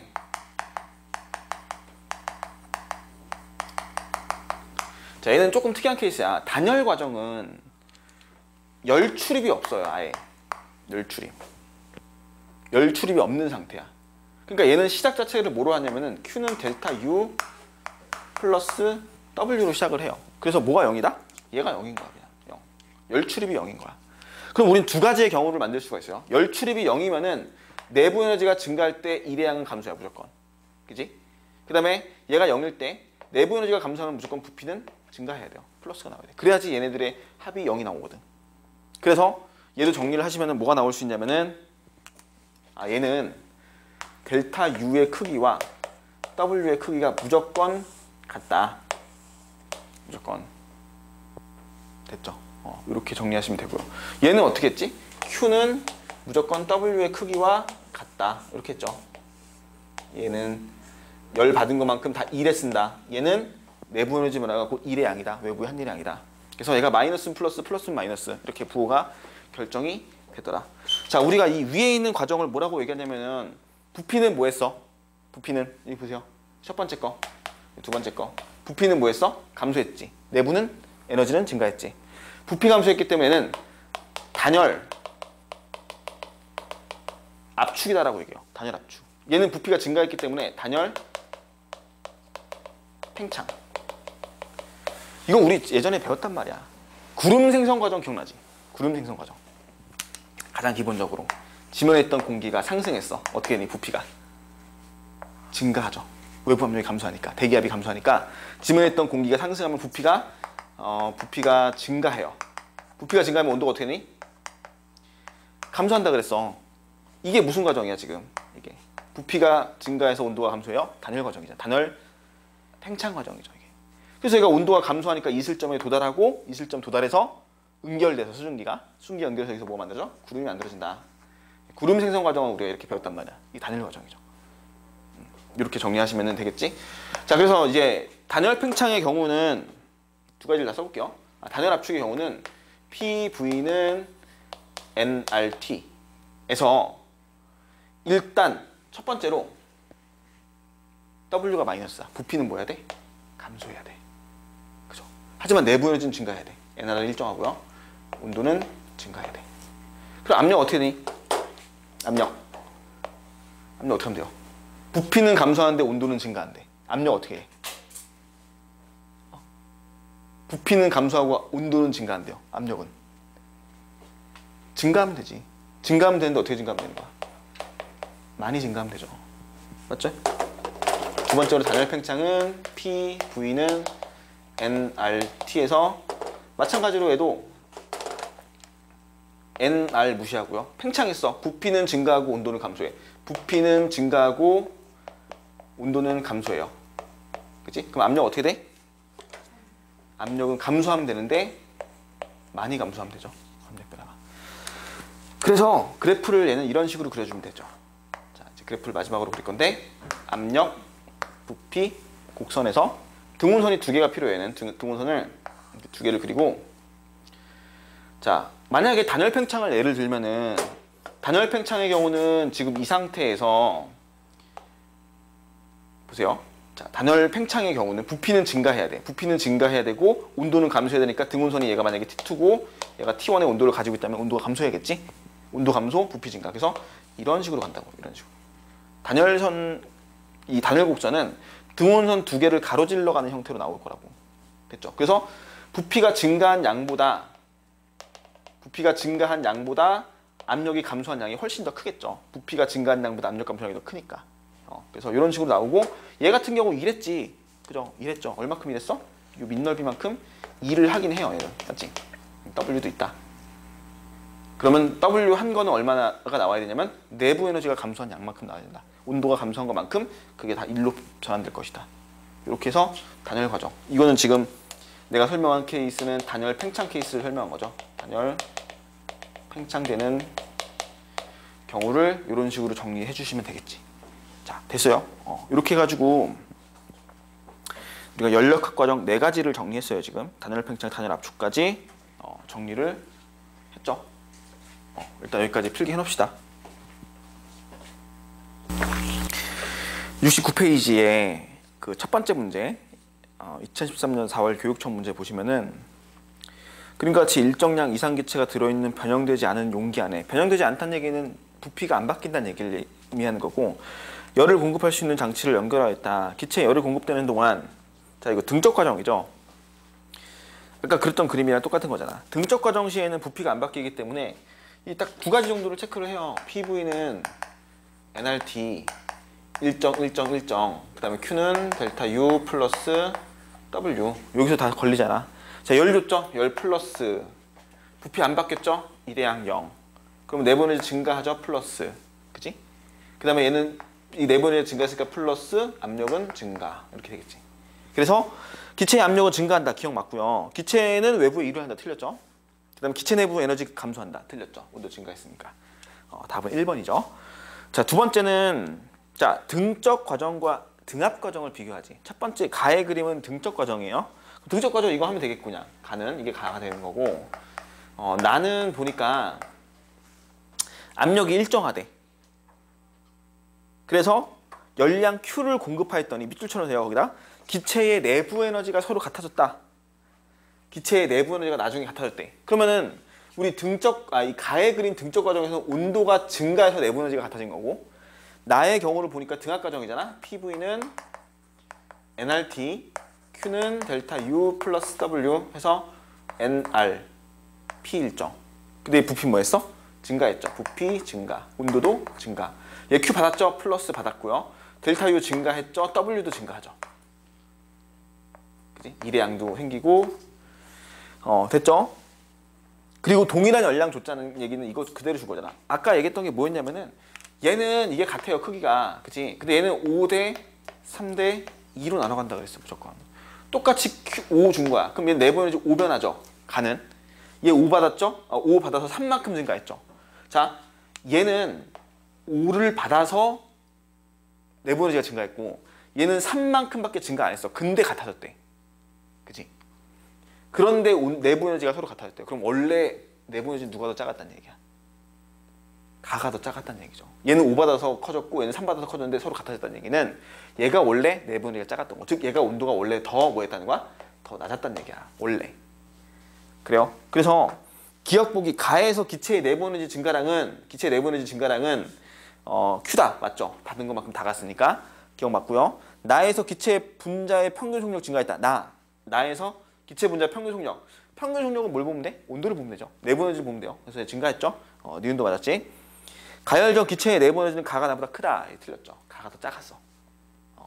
이해 가죠? 이런 식으로 푸는 형태지. 됐지? 넘어갑시다.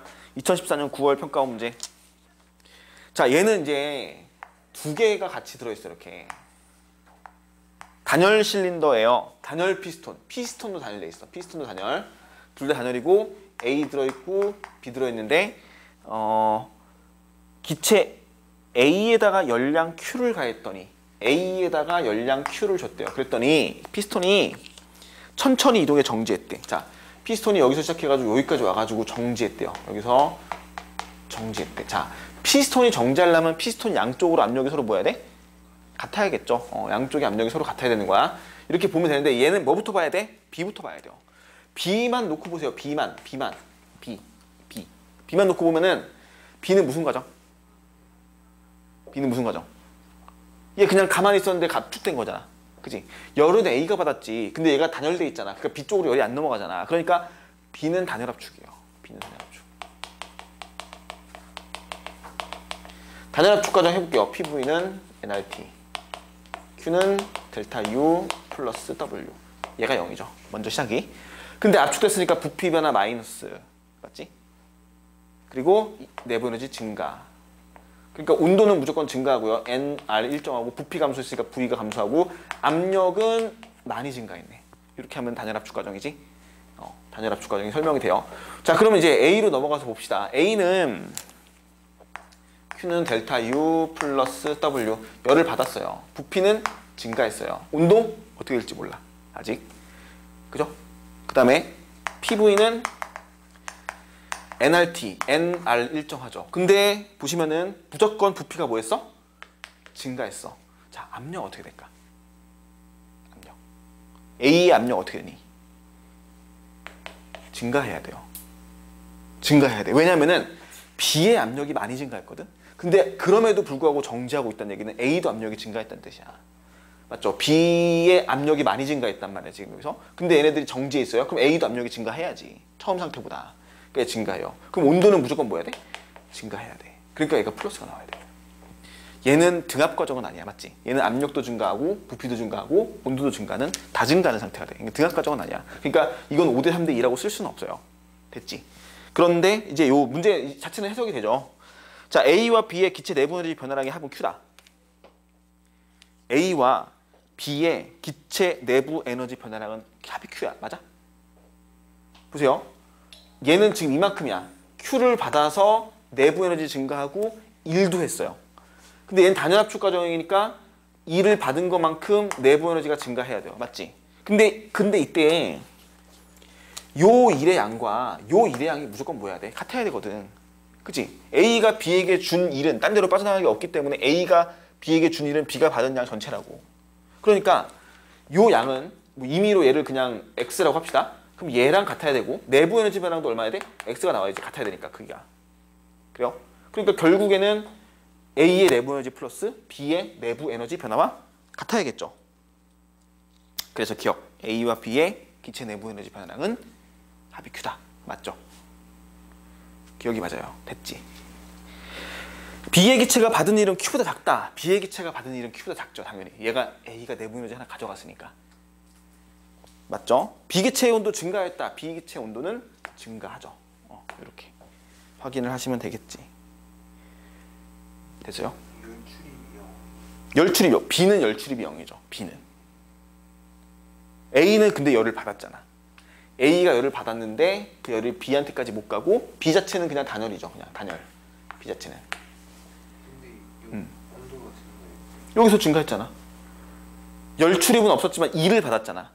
2를 받으면 열 출입이 없으면 2를 받으면 무조건 얘는 증가해야 되잖아. 내부 에너지가. 내부 에너지가 증가했다는 얘기는 온도가 증가했다는 이야기고. 됐어요? 자, 이게 다 수능 기출 문제들인데 자, 이런 식으로 푸는 거죠. 어떤 식으로 가는지 알겠죠? 조금 꼬아놓긴 하는데 결과적으로 보시면 우리가 이런 과정들이고 얘가 단열 과정인지 뭐 등압팽창인지 뭐 등적인지 이런 과정을 체크해가지고 각각 압력, 온도, 부피가 어떤 식으로 변하는지만 체크하는 거야. 됐죠? 이런 식으로 문제를 풀어주면 돼요. 자, 마지막 문제. 2016년 9월 평가원 보세요. 얘도 A, B가 연결돼 있지. 그러니까 지금 앞에 순서대로 보시면은 이제 합쳐져 두 개가 A, B가 합쳐져가지고 같이 물어보는 건데 너네 거기다 동그라미 쳐놓든지 밑줄 쳐놓든지 해주세요.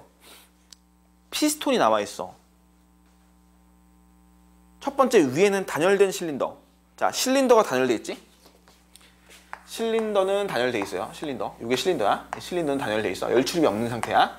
됐죠? 그 다음에 피스톤이 두 개가 나오는데 첫 번째 피스톤 여기서 뭐라고 돼 있니? 고정된 피스톤이죠. 고정돼 있다는 얘기는 여기다 양쪽에다 핀을 꽂아가지고 얘가 어떻게 돼 있어? 움직이지 않는다는 얘기지. 그럼 적어도 B는 무슨 과정이야? B는 등적 과정이 돼야 돼. 부피가 안 바뀌어야 돼. 근데 문제는 고정만 되어 있어. 단열돼 있어, 안 돼 있어? 안 돼 있지. 자, 보세요. 이거 미술 쳐놔. 그래서 단열이 안 돼 있어, 얘는. 단열돼 있단 말이 없잖아. 하지만 위에 있는 A는, 요 A는 단열된 피스톤이라고 나와 있어요. 단열된. 단열이 돼 있다는 얘기야. 얘는 단열이 돼 있어요. 단열이 돼 있으면 열 출입이 없겠지. 단열이 안 돼 있으면 열 출입이 어떻게 돼? 있겠죠. 열 출입이 여기서 자유롭게 이동하는 거야. 여기서 이 A와. 그래요. 그러니까 너네가 알아야 될 거는 이거야. 단열이 안 돼 있을 때, 고정되어 있을 때, 단열이 안 돼 있을 때.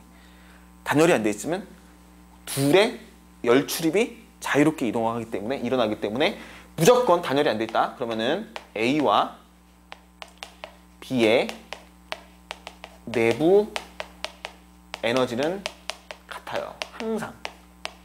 열 출입이 자유롭게 이동하기 때문에 A와 B는 내부 에너지가 무조건 같게 변해야 돼. 같아져야 돼. 온도가 같아야 돼. 열 출입이 없다는 얘기. 단열이 안 돼 있다는 얘기. 그래서 요거를 체크해 놔야 돼요. 자, 거기 옆에다가 그 빈 공간에 써놓으세요. 미리 써놓으세요. 너네가 문제를 풀다 보면 이제 피스톤들이 나와요. 여러 가지 피스톤들이 나오는데 피스톤이 나오면 우리가 체크를 해봐야 될 게, 고민을 해봐야 될 게 나중에 이제 수능 같은 문제 어려운 거 풀 때 보면은 이 정도 세 개를 고민해야 돼요. 첫 번째는 단열됐는지 안 됐는지. 이거 중요하지. 제일 단열 여부. 단열이 되어 있는지 안 되어 있는지 체크해 줘야 돼요. 단열이 되어 있으면 열 출입이 없어. 단열이 안 되어 있으면은 열 출입이 자유롭게 일어나기 때문에 온도가 같아야 돼. 두 번째는 고정되어 있는지 안 되어 있는지. 고정 여부. 고정이 되어 있어? 그러면 안 바뀌어요, 부피가. 고정이 안 돼 있으면 자유롭게 움직일 수 있어. 나중에 이렇게 준다니까? 고정을 안 시켜놨는데도 불구하고 부피가 안 바뀔 때가 있어. 고정을 안 시켜놨는데도 불구하고. 그럴 경우도 있기 때문에 체크를 해놓으시고. 세 번째가 마지막으로 잘 나오진 않지만 질량이 있는지 없는지. 질량의 여부. 보통은 질량을 무시할 때도 있는데 질량을 무시 안 할 때도 있어요. 질량을 무시 안 한다는 얘기는 그만큼 얘가 더 추가로 누르는 압력이 작용한다는 얘기지. 무게만큼. 그래서 질량이 있는지 없는지까지. 자, 이 세 가지를 체크합시다. 피스톤이 나오면은. 이건 체크해 놓으세요. 정리. 그러니까 지금 당장을 눈에 안 들어오더라도 나중에라도 우리가 피스톤이 나오면은 이런 조건들을 체크해서 빼먹지 말아야 돼. 자, 이제 볼게요. 그 열량 Q를 가했더니 A의 부피가 서서히 증가했대. A의 부피만 증가했대요. 열량을 여기다가 Q만큼 줬더니 A의 부피가 이렇게 부피가 증가했다. 부피가 증가했대요. A의 부피는. B는 당연히 부피가 증가하지 못했고. 자, 나에서 기체 압력은 A가 B보다 작다. 나에서 기체의 압력은 A가 B보다 작다. 이거 어떻게 됐을까? 얘들아, 상황을 분석해보면 어떻게 될까? B 입장에서 볼까요? B 입장에서 Q는 델타 U 플러스 W. Q 받았죠? 0이죠? 얘가 증가죠? 일단 이건 첫 번째야. 맞지? 이게 B 거고요. A 거 볼게요. A 거는 Q는 델타 U 플러스 W인데 얘는 직접적으로 Q를 받지는 않았지만 뭐 해야 돼? 플러스를 증가해야겠죠. 왜냐면 A, B가 같이 증가해야 되니까. 그치? 근데 1도 했어. 플러스야. 일단 얘 가지 이렇게. 그러니까 얘는 결국 열 출입을 받은 효과야. 그냥 Q를 받은 거랑 똑같은 효과야. B로부터 넘어왔거든 지금 A 쪽으로. 됐죠? 그 다음에 여기다 PV는 NRT 써봅시다. PV는 NRT. 다른 색깔 써. PV는 NRT. NR 일정. 온도 증가한 거 알겠지? 내부 에너지 증가했으니까. 근데 부피 안 바뀌었죠? 압력 뭐 해야 돼? 증가하겠죠. 그래요? A는 PV는 nRT, nR 일정 증가했죠? 증가했죠? 압력이 어떻게 될지 모르겠네. 그래? 압력이 어떻게 될지 모르겠어? 문제에 나와 있는데.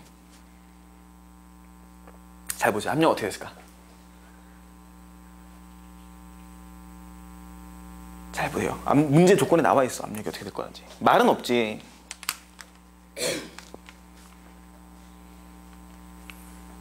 압력 어떻게 했어? 같다. 맞아. 같아야 돼. 압력 안 바뀌었어요. 왜 안 바뀌었어? 야, 처음에 얘가 그냥 있었을 때 여기 A, B 있고 여기다 추 하나 올라가 있었지. 이렇게. 그지? 그러면 추가 주는 압력과 여기 대기압 P0가 하나 있었을 거 아니야. 대기압도 누르고 추도 누르고. 그게 A의 압력이었거든.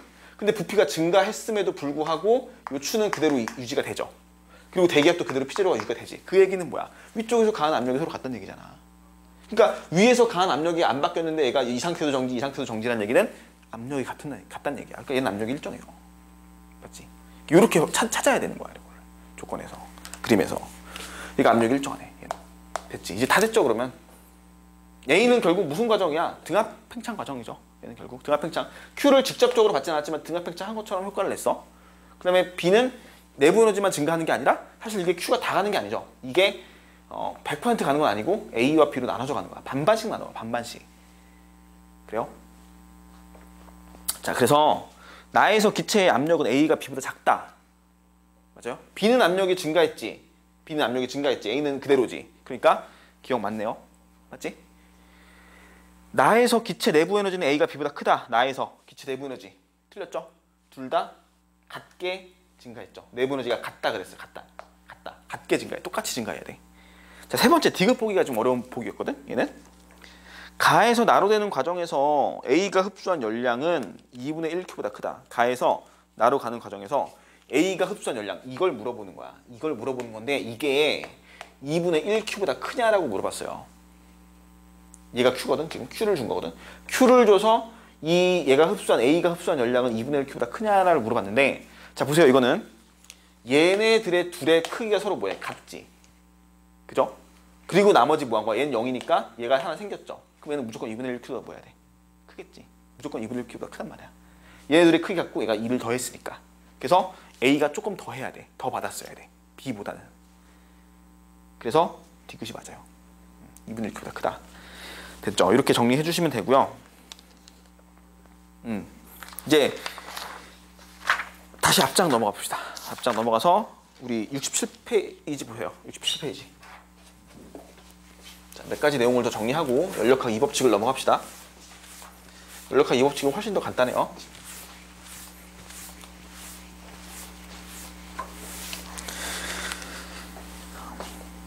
그 순환 과정 돼 있는 거 있잖아. 순환 과정. 이것도 뭐 사실 이 순환 과정이라는 내용 자체가 PV 곡선 자체가 수능에 그렇게 자주 출제되는 내용은 아니야. 그러니까 이런 식으로 그래프 너네 문제 본 것처럼 그림 상황을 주고 보통 이제 해석해내는 거를 물어보지, 그냥 PV 곡선을 딱 주어주고서는 문제를 풀게끔 하지 않아요. 문제 나온 적도 거의 없어. 근데 이제 보면은 좀 A 상태에서 B 상태로 갔다가 B에서 C 상태로 갔다가 C에서 D 상태로 갔다가 그 다음에 D에서 A 상태까지 오는 이렇게 그림을 이제 만들어 준 거잖아. A, B, C, D의 순환 과정을 거쳤을 때 어떻게 되냐. 근데 C와 D는 뭐라고 돼 있어요? 거기에 C와 D는 얘는 등원 곡선이라고 돼 있지. 자, 반드시 문제에서는 이런 형태로 곡선이 나올 때는 등원 곡선인지 단열 곡선인지 설명이 돼 있어. 너네가 절대로 임의적으로 이따 그래프 보고 얘가 딱 이렇게 돼 있어. 얘 등원선이야 단열선이야 판단 가능해? 절대 불가능해요. 이게 좀 가파른데, 좀 기울기가 가파른데 그렇다고 단열이라고 판단을 하면 절대 안 돼요. 그래서 반드시 등원 곡선인지 단열 곡선인지 설명을 주어주게 돼 있어. 여기서 그거 참고하시고요. 자, A에서 B로 가는 과정 무슨 과정이야? A에서 B로 가는 과정. 대답해봐. A에서 B로 가는 과정 무슨 과정? 등점. BC는 단열? 아니 단열이래. 등압. CD는 등온 곡선이죠. 등온. 얘는 다시 등적. 아니다. 등압이다. 등압. 됐죠? 이렇게 하지. 자, A에서 B로 가는 과정에서 열을 흡수했니? 방출했니? A에서 B로 가는 과정 열을 Q를 무조건 뭐야? 흡수하죠? 맞아? 흡수한 상태야 이거는.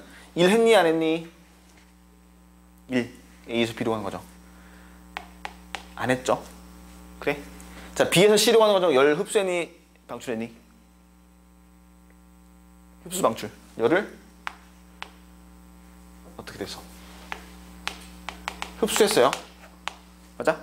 이거 잘 판단 안 되면 너네가 그러니까 이렇게 해야 돼. 피부의 NRT랑 Q는 델타 U 플러스 W 써고서 비교하는 거야. 그냥 원래는.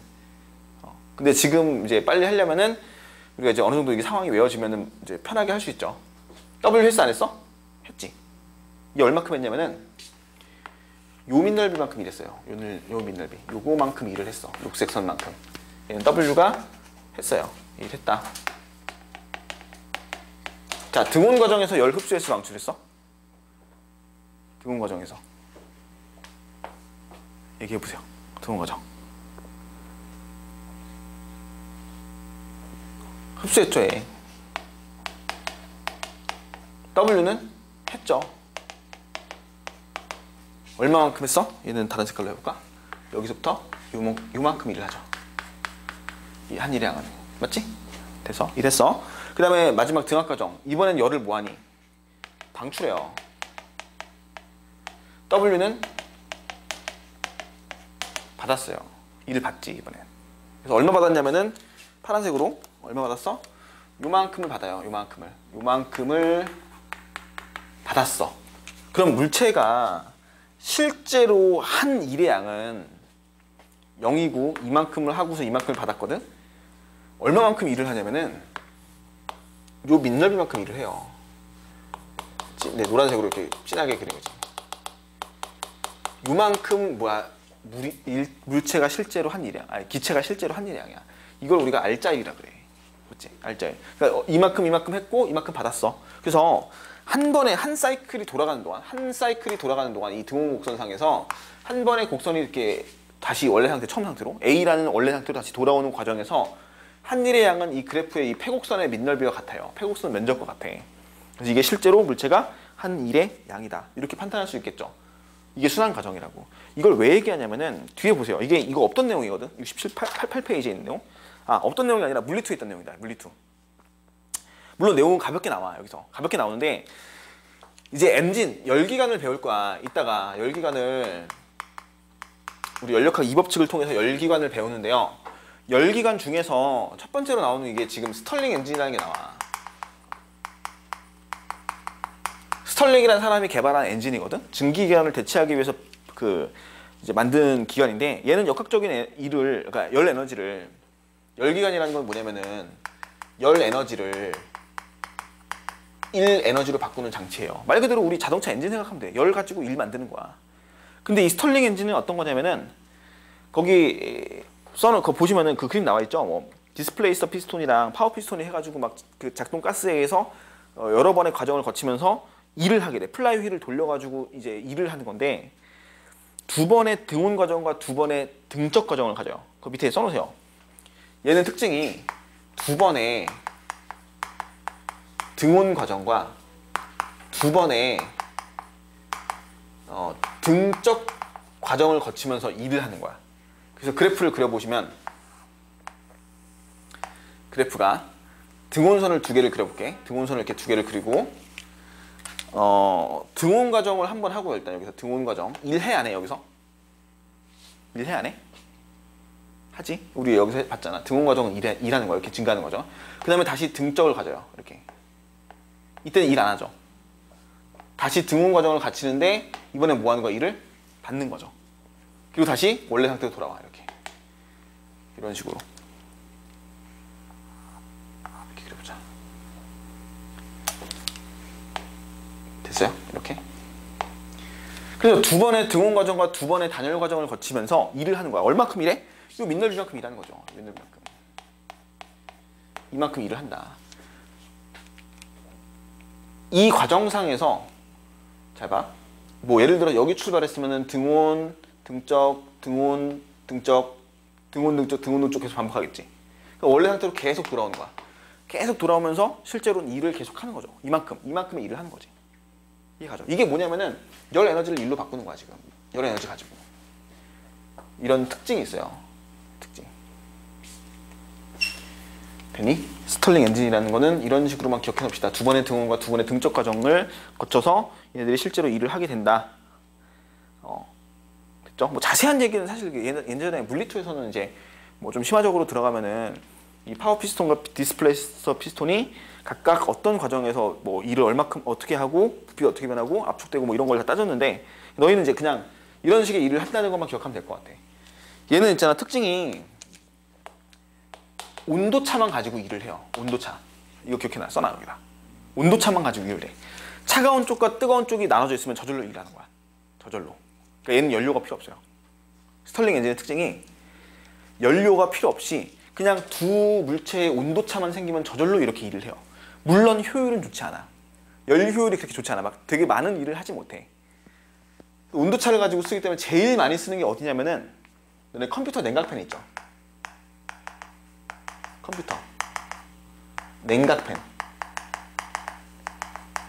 이걸 제일 많이 제일 많이 써요. 쓸 때가. 그러니까 막 그렇게 막 세게 돌리지 못하고 우리 컴퓨터 안에 보면은 이 컴퓨터 안에는 어떻게 되니? 이 부품들이 이제 돌아가잖아. 파워도 있고 뭐 CPU도 있고 메인보드도 있고 해가지고 막 돌아가는데 이 안에서 외부 쪽으로 뭘 해야 돼? 열을 배출시켜요. 팬이 돌아가면서 열을 배출시키잖아. 근데 실제로 컴퓨터 그런 팬이 잘 쓰진 않아. 너희가 쓰지 않아. 효율이 좋지 않기 때문에 쓰진 않는데 쓸 수 있다는 거지 내 말은. 그래서 여기 팬이 있는데 이렇게 팬이 막 돌아가. 막 돌아가서 바람 나오잖아. 근데 이게 원래 지금 우리가 쓰는 일반적인 컴퓨터는 그냥 전기 연결해가지고 팬 돌리거든. 그냥 강제적으로 강제 순환을 시키는 건데 그냥 만약에 스털링 엔진을 만들어가지고 여기다 딱 넣어놓잖아. 그러면 내부의 온도는 어때? 내부의 온도는 높죠. 여기 바깥의 온도는 상대적으로 낮죠. 그러니까 온도가 높은 쪽에 낮은 쪽으로 저절로 일을 해버려 그냥. 되게 약하게. 그러니까 이제 그래서 효율이 좋진 않아요.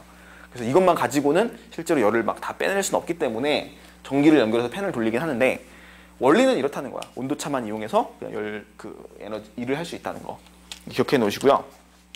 이거는 그냥 간단하게 기억해놔. 자, 두 번째 연력학 2법칙 71페이지 보세요. 연력학 2법칙.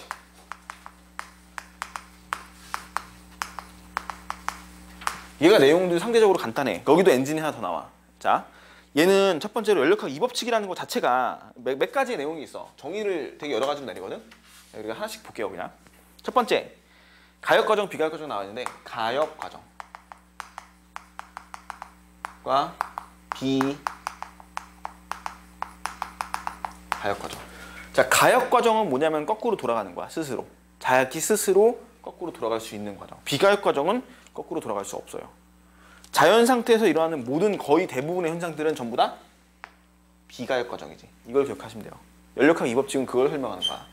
자, 우리 자연 상태에서 일어날 수 있는 일들은 가역 과정도 있고 비가역 과정도 있어. 근데 거의 대부분 다 뭐야? 비가역 과정이라는 거야. 거꾸로 돌아갈 수 없어요, 스스로. 예를 들어서 마찰이 없는 공간에, 진공 공간에 진자가 이렇게 운동을 해요. 이런 식으로. 마찰도 없고 저항도 없어. 그럼 진자 운동은 거의 계속 반복되겠지. 이건 가역 과정이야. 계속 원래 상태로 돌아갈 수 있잖아. 근데 우리가 물이 있어. 칸막이로 구분해놔. 고온의 물과 저온의 물이 있어요. 이렇게 칸막이를 치웠어. 그럼 물이 섞이지. 고온, 저온의 물이 서로 섞이잖아. 근데 가만히 있더니 스스로 자기가 고온과 저온으로 나눠져 물이? 불가능하죠. 이건 비가역 과정이야. 그래서 우리 일상적으로 발생하는 모든 일들은 전부 다 비가역 과정이라 이런 설명을 하는 거예요. 이게 두 번째는 에너지의 방향성. 열 에너지는 포함해서 에너지는 항상 고온에서 저온으로 이동한다. 에너지의 방향성을 설명해 주는 거죠. 항상 고온에서 저온, 특히 열 에너지가. 됐지? 이거 불가능하죠. 저온에서 고온으로 갈 수 있니? 불가능하죠. 저온에서 고온으로 갈 수 있는 거는 열 에너지가 스스로 거꾸로 갈 수 있는 경우는 없단 말이야. 스스로. 됐지? 이런 얘기도 있고요. 세 번째는 무질서도가 증가하는 쪽으로만 일어나요. 무조건. 이 무질서도라는 거는 우리가 흔히 엔트로피라는 말로 쓰는데 무질서도란 뜻이야. 엔트로피 자체가. 자연에서 일어나는 모든 일들은 항상 이 무질서도가 증가하는 쪽으로 일어나더라. 대표적으로 이것도 보시면은 고온과 저온으로 물이 나눠져 있어. 질서가 있어 없어? 이게 질서가 있는 거야. 고온, 저온으로 나눠져 있잖아. 질서가 있는데 칸막이를 치워버렸어. 그럼 물은 에너지는 고온에서 저온 쪽으로 항상 이동하고요. 얘들이 물이 막 섞여가지고 어떻게 돼? 다 미지근해지지. 그럼 고온의 물과 저온의 물로 나눠져? 안 나눠지잖아. 이게 바로 무질서도가 증가하는 거야. 섞여버리면서. 또 하나 예를 들어볼게. 봐봐. 방이 하나 있어. 밀폐된 방 안에 하나 있는데 이 밀폐 공간 안에서 이 안에 향수병을 하나 이제 놨어요. 이렇게 향수병을 놨는데 뚜껑이 닫혀 있어. 그러면은 이거 질서가 있어 없어? 질서 있는 거죠. 그러니까 이게 이 엔트로피가 사실 되게 어려운 말이거든. 어려운 내용의 정의인데 여기서는 그냥 가볍게 나와. 그 엔트로피를 우리 볼츠만 항수학과 나왔는데 볼츠만이라는 사람이 뭐라고 정의했냐면은 그 입자들의 공간에서 분포되고 배열될 수 있는 확률의 함수가 바로 엔트로피거든. 그러니까 얘는 지금 여기 다 배열돼 있잖아 지금 입자들이. 그러니까 질서가 있는 거야.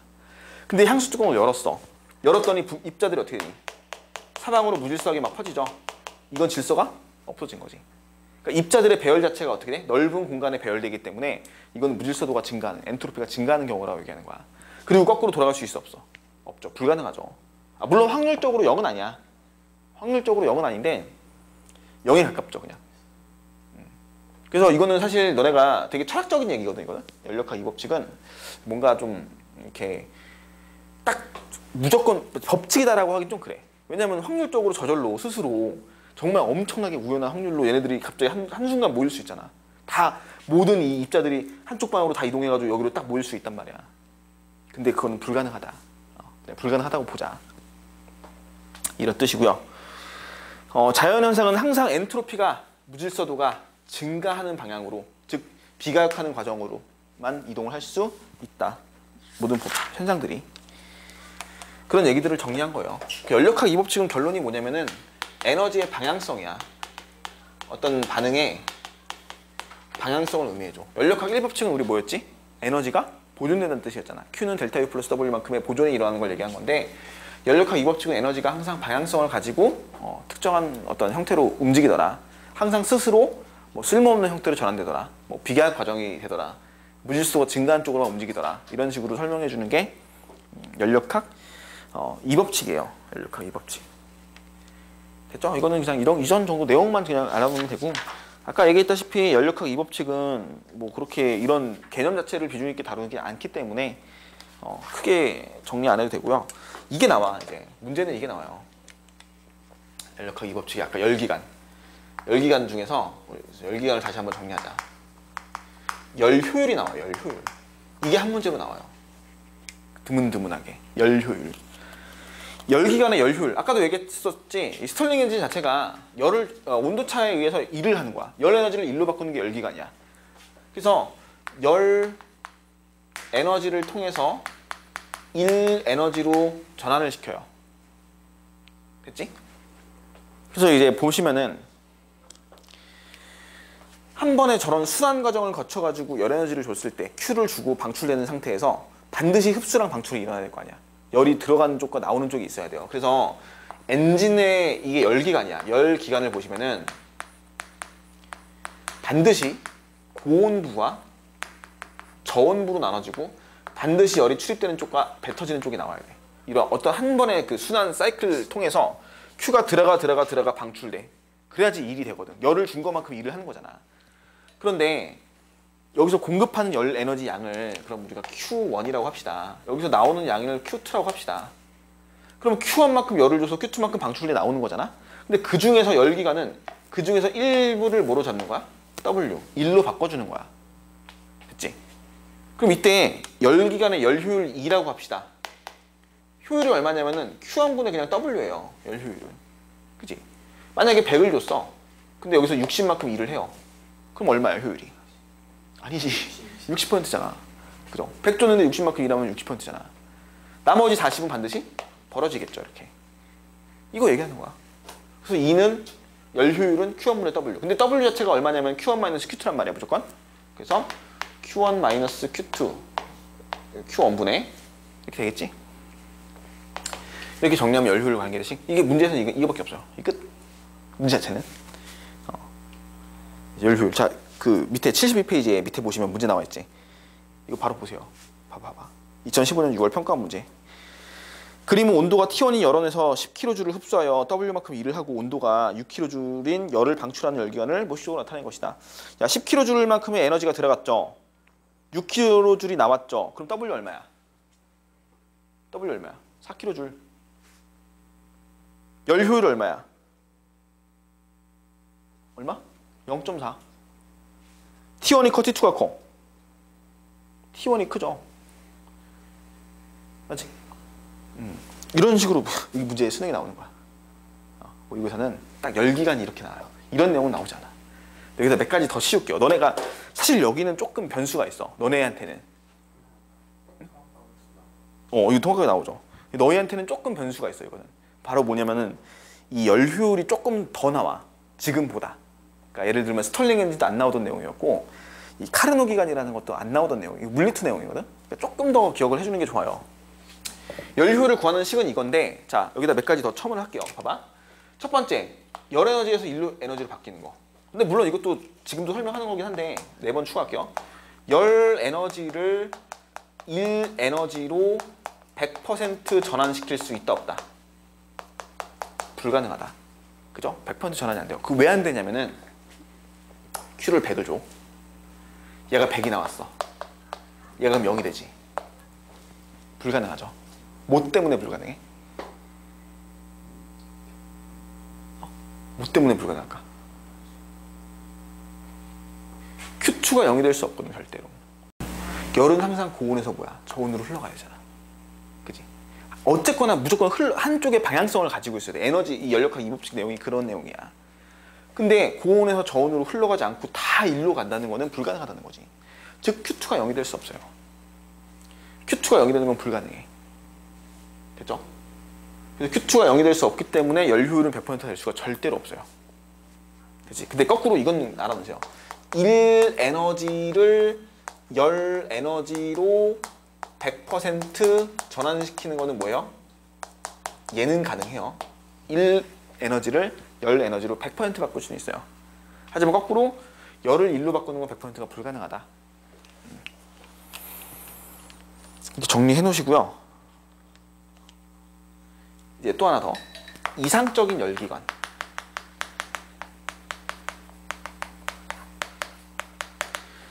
얘들아, 이상적인 열기관은 이상적이잖아. 그러면 100%로 전환시킬 수 있어 없어? 있어 없어? 있어? 없어요.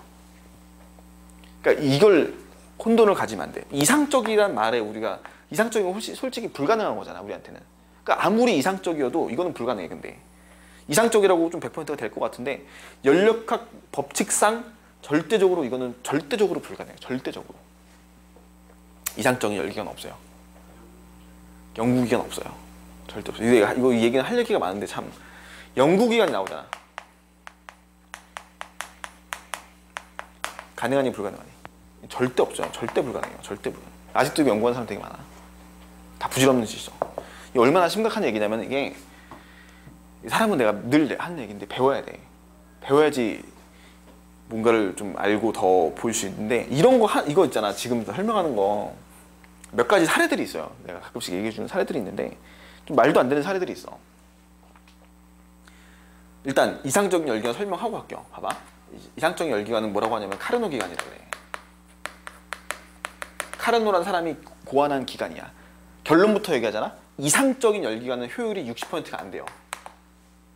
아무리 이상적이어도 자체 효율이 60%를 넘어갈 수 없어. 카르노 기관은 거기 설명돼 있어요. 열 효율이 가장 높은 이상적인 기관이야. 고열하는 온도가 T1. 자, 얘를 이제 T1이라고 써요. 여기를 T1. 저온을 T2라고 쓰잖아. 이상적인 열 효율은 어떻게 계산하냐면은 이 카르노라고 써요. 얘를. 자, T1, T2를 열 Q1, Q2를 T1, T2로 대체해서 쓰는 거야. 그래서 어떻게 하냐면은 T1분의 T1-T2가 바로 이상적인 열기관의 열 효율이에요. T1은 T1분의 T1-T2. 그치? 뭐 이거 정리해서 뭐 이렇게도 쓰지. 1-T1분의 T2라고도 쓰는데 이게 이상적인 열기관의 열 효율이야. 이거를 Q1을 T1이랑 대치시킬 수 있거든? Q2를 T2랑 대치시킬 수 있고, 이거는 이제 그 내용을 설명 안 할게. 이거는 이제 엔트로피 가지고 설명할 수 있는 건데, 모든 거 다 무시하고 아주 이상적으로 만들어도 이게 최선이에요. 이게 최선이고, 그 과정을 보시면은 너네 이거 알아놔야 되니까 써놓은 건데, 굉장히 이상적인 경우야. 굉장히 이상적인 경우. 그래서 등원선 두 개를 그릴게요. 등원선을 두 개를 이렇게 그릴게. 등원 두 개를 그리고요. 쟤보다 훨씬 더 이상적이야. 어떻게 하냐면은 등원 과정을 한번 거쳐. 그다음 단열 과정을 한번 거쳐요. 일을 하는 거야, 이동안. 하지? 일하지? 이만큼 하잖아. 이만큼 하잖아. 그지? 그다음 다시 등원 과정, 다시 단열 과정. 그러니까 얘는 두 번의 등원과 두 번의 단열 과정을 거치면서 원래 상태로 돌아오고 한일량은 민넓이만큼 일한 거죠. 이 민넓이가 공급한 열량에 대비해서 절대적으로 100%가 나올 수가 없어요. 절대. 공급한 열량에 대비해서. 그러니까 얘는 흡수, 방출, 흡수, 방출 하면서 일을 이만큼 하는 거야. 조금 하는 거야. 이게 실제 한일의 양이잖아. 이게 준 열량이 아니라 준 열량에 대비해서 요만큼밖에 못 하는 거지. 그러니까 이 과정은 알아놓으세요. 이 과정상에서 Q1이 들어가고요. 이 과정상에서 Q2가 나오게 되는 거야. 그래서 그림처럼 일이 나온다. 열 효율이 100%가 되는 경우는 이론적으로 봐봐. 왜 안 되냐면 봐봐. 여기 보세요. 열 효율이 100%가 되려면 T1이 얼마가 되면 돼? 무한대가 되면 되거든. T1이 무한대면 무한대만큼 열을 공급할 수 있어. 여기다? 불가능하죠. 두 번째 T2가 0이 되면 돼. T2가 0이 되면 아까 얘기했잖아. 얘가 0이 되면 돼. 근데 고온에서 저온으로 흘러가야 되거든. T2가 0이 될 수 없어요. 절대. 그래서 불가능한 거야. 됐지? 이런 식으로 생각을 하면 돼요. 연력학 3법칙이라는 게 있어, 얘들아. 이건 책에도 안 나온 내용인데, 연력학 3법칙은 이거야. 아까 우리 맨 처음에 절대온도 있지. 절대온도 0켈빈에 도달하는 거 불가능하다. 0켈빈에 도달하는 거는 불가능하다. 이게 3법칙이에요. 연력학 3법칙이 이거야. 0켈빈에 왜 못 도달하냐면은 T2가 0이 될 수 없어서 그래. T2가 0이 될 수 없고 저온부가 0이 될 수 없거든.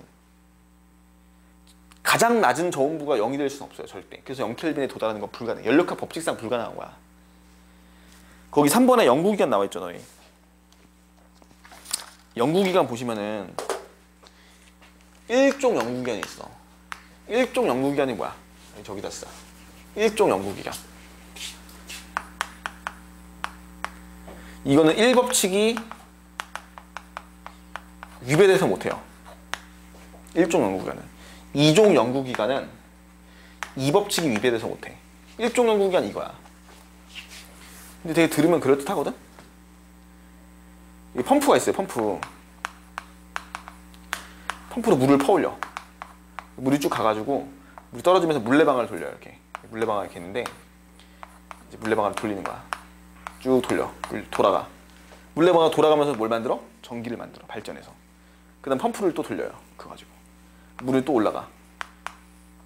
그럼 또 펌프가 돌려서 올리고 돌리고, 펌프를 돌리는 전기는 얘가 만들어주고, 물은 계속 반복하고. 이게 연구기간이잖아. 맞죠? 그럴듯하죠? 진짜 그럴듯하지 않냐?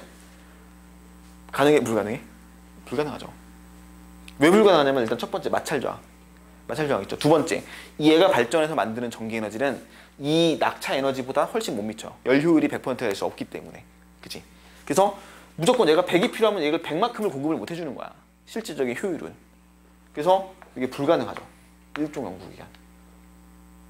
2종 연구기간은 뭐냐면 배가 있어. 배가 물을 앞에서, 바다에 물이 많잖아. 물을 흡수해서 이걸 뭐로 바꾸냐면 얼음으로 바꿔. 그럼 물이 얼음으로 가면 에너지를 방출하니 흡수하니? 물이 얼음으로 가면 에너지를 방출하죠. 얼음이 열 에너지를 흡수해서 물이 되는 거니까. 그럼 물이 얼음으로 가면서 에너지를 뭐 하는 거야? 스스로 방출할 거 아니야. 그럼 그 에너지 방출되는 거 가지고 얘가 돌아가는 거야. 움직이는 거야. 가능하니 불가능하니? 왜 불가능할까? 그렇지. 물이 자기가 스스로 열을 방출하고 얼음이 돼? 스스로? 불가능하잖아. 안 되는 거죠. 다 안 되는 거야. 이해가죠? 아니 이런 적이 있어. 옛날에 지하철 공사 있죠. 지하철에 지하잖아. 공기를 자꾸 환풍시켜야 되잖아. 그 환풍구 예를 들면은 뭐 환풍구가 이렇게 있잖아. 이거 뭔지 알죠? 지하철에서 나오는 환풍구. 그래서 바람이 나온다고.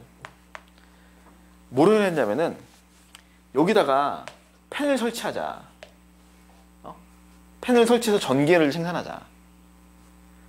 계속 환풍이 돼야 되니까. 그럼 여기서 전기에너지를 만들어가지고 여기서 환풍기를 돌리자. 이런 적이 있어. 이게 한 70억짜리 사업이었어요. 개욕 먹고서는 없앴지 그냥 다시. 이거 말이 돼 이거? 불가능하죠 이거는. 불가능한 게 아니라 가능은 하지. 할 수는 있는데 이거 가지고 여기서 발전해가지고 전기에너지 만들어서 송풍기 돌릴 수 있어? 택도 없어요. 에너지만 계속 쓰면서 쓸모없이 쓰는 거야 그냥. 이게 연력학 이 법칙을 몰랐으니까 이런 거. 진짜 실제로 프로젝트 했다니까 이거를. 실제로 막 시범 사업 해가지고 지하철역 잡아가지고 설치해놨어 이거 실제로. 그러다가 이제 과학계나 이런 데서 욕 엄청 먹고서는 다시 무효화 시킨 거지. 연력학 이 법칙만 제대로 아는 게 우리 배워야 돼요. 사람들이 배워야 돼. 그지? 그래서 이런 적도 있어. 실제 있었던 일인데 지방에 어떤 국립대학교가 있어요. 그 대학교에서 프로젝트 팀이 뭐를 하냐면은 저런 거 똑같은 거 한 거야. 똑같은 저런 걸 했어요. 저런 거 만들어가지고 전기를 생산해가지고 막 하자. 연구위원 같은 거 한 거야. 상을 받았어. 무슨 어떤 기관에서. 실제로 그렇게 나왔다니까. 그래서 애들이 밑에다 댓글 단 거 보면 뭐라고 써 있냐면은 이 중에서 가장 멍청한 것은 딱 이렇게 했어. 1번 이 기관을 만든 학생들, 프로젝트 팀. 2번 거기다 상을 준 기관. 3번 둘 다. 이게 댓글 달렸어. 이게 불가능한 거거든 이거는. 이해가죠? 무슨 얘기지? 연력학 법칙 효율상 절대로 이게 100%가 될 수 없기 때문에 여기서 에너지를 만들어서 이거 갖다 돌린다는 것 자체는 불가능한 거야 그냥. 계속 에너지만 쓰고 쓸모없는 형태로 보내는 것 뿐이지 이걸 좀 뭔가 효율을 더 개선시킨다 이럴 수가 없어요. 이런 거 한단 말이야. 이것도 제주대학교에서 어떤 심지어 물리학과야. 제주대학교 물리학과 연구 교수팀들이 학생들이랑 해요. 이게 실외기에서 송풍 나오잖아. 여기다 팬을 달아. 어차피 에어컨 킬 거 아니야. 어차피 바람 나올 거 아니야. 그럼 여기다가 팬을 달면 여기서 발전될 거 아니야. 그럼 조금의 전력 효율에 도움이 될 거 아니야. 맞아? 그치? 이것도 문제가 있었지. 이거 가능해? 불가능하죠 이거. 불가능해요 이것도. 가능은 하지만 효율이, 그러니까 얘가 얼마만큼 버리는 것보다는 에너지를 더 쓸 수 있을 거 아니야. 어쨌거나 어차피 바람은 나올 거니까. 그럼 어쨌거나 여기서 얘가 전기를 조금이라도 생산을 해준다면은 얘가 효율을 더 증가시킬 수 있을 거 아니야. 조금이라도. 가능하니? 이거 불가능해요. 그럴듯해 보이지. 근데 안 돼. 뭐가 안 될까? 얘를 돌리려면 에너지가 더 필요하겠지 일단. 그죠? 그냥 바람 가지고 안 되고 좀 바람이 더 세야 돼. 바람이 더 세야 되고. 그럼 얘 같은 걸 이렇게 막 여기다 달아놓잖아? 그럼 이 팬 같은 거에 부하가 걸려. 그래서 더 세게 바람을 보내줘야 돼. 그럼 결국 전기를 더 써야 돼. 얘를 돌려서 전기를 만들기 위해서 전기를 더 써야 되는 상황이 발생한다고. 이런 것들이 계속 반복되는 거야. 그래서 결론이 뭐냐면은 열 효율이 100%가 될 수 없고 뭐 되게 이런 형태의 연구기관 같은 건 절대로 불가능하다. 내가 반드시 알아놓고요. 뭐 이런 카르노 기간까지도 기억합시다. 아무리 이상적인 카르노 기간도 이게 아마 59인가 그럴 거야. 정확하게 수치가 기억 안 나는데 70%가 채 안 돼요 이거는. 이런 식으로 정리해 주시면은 되겠죠. 자, 전력학 과정이 끝났습니다.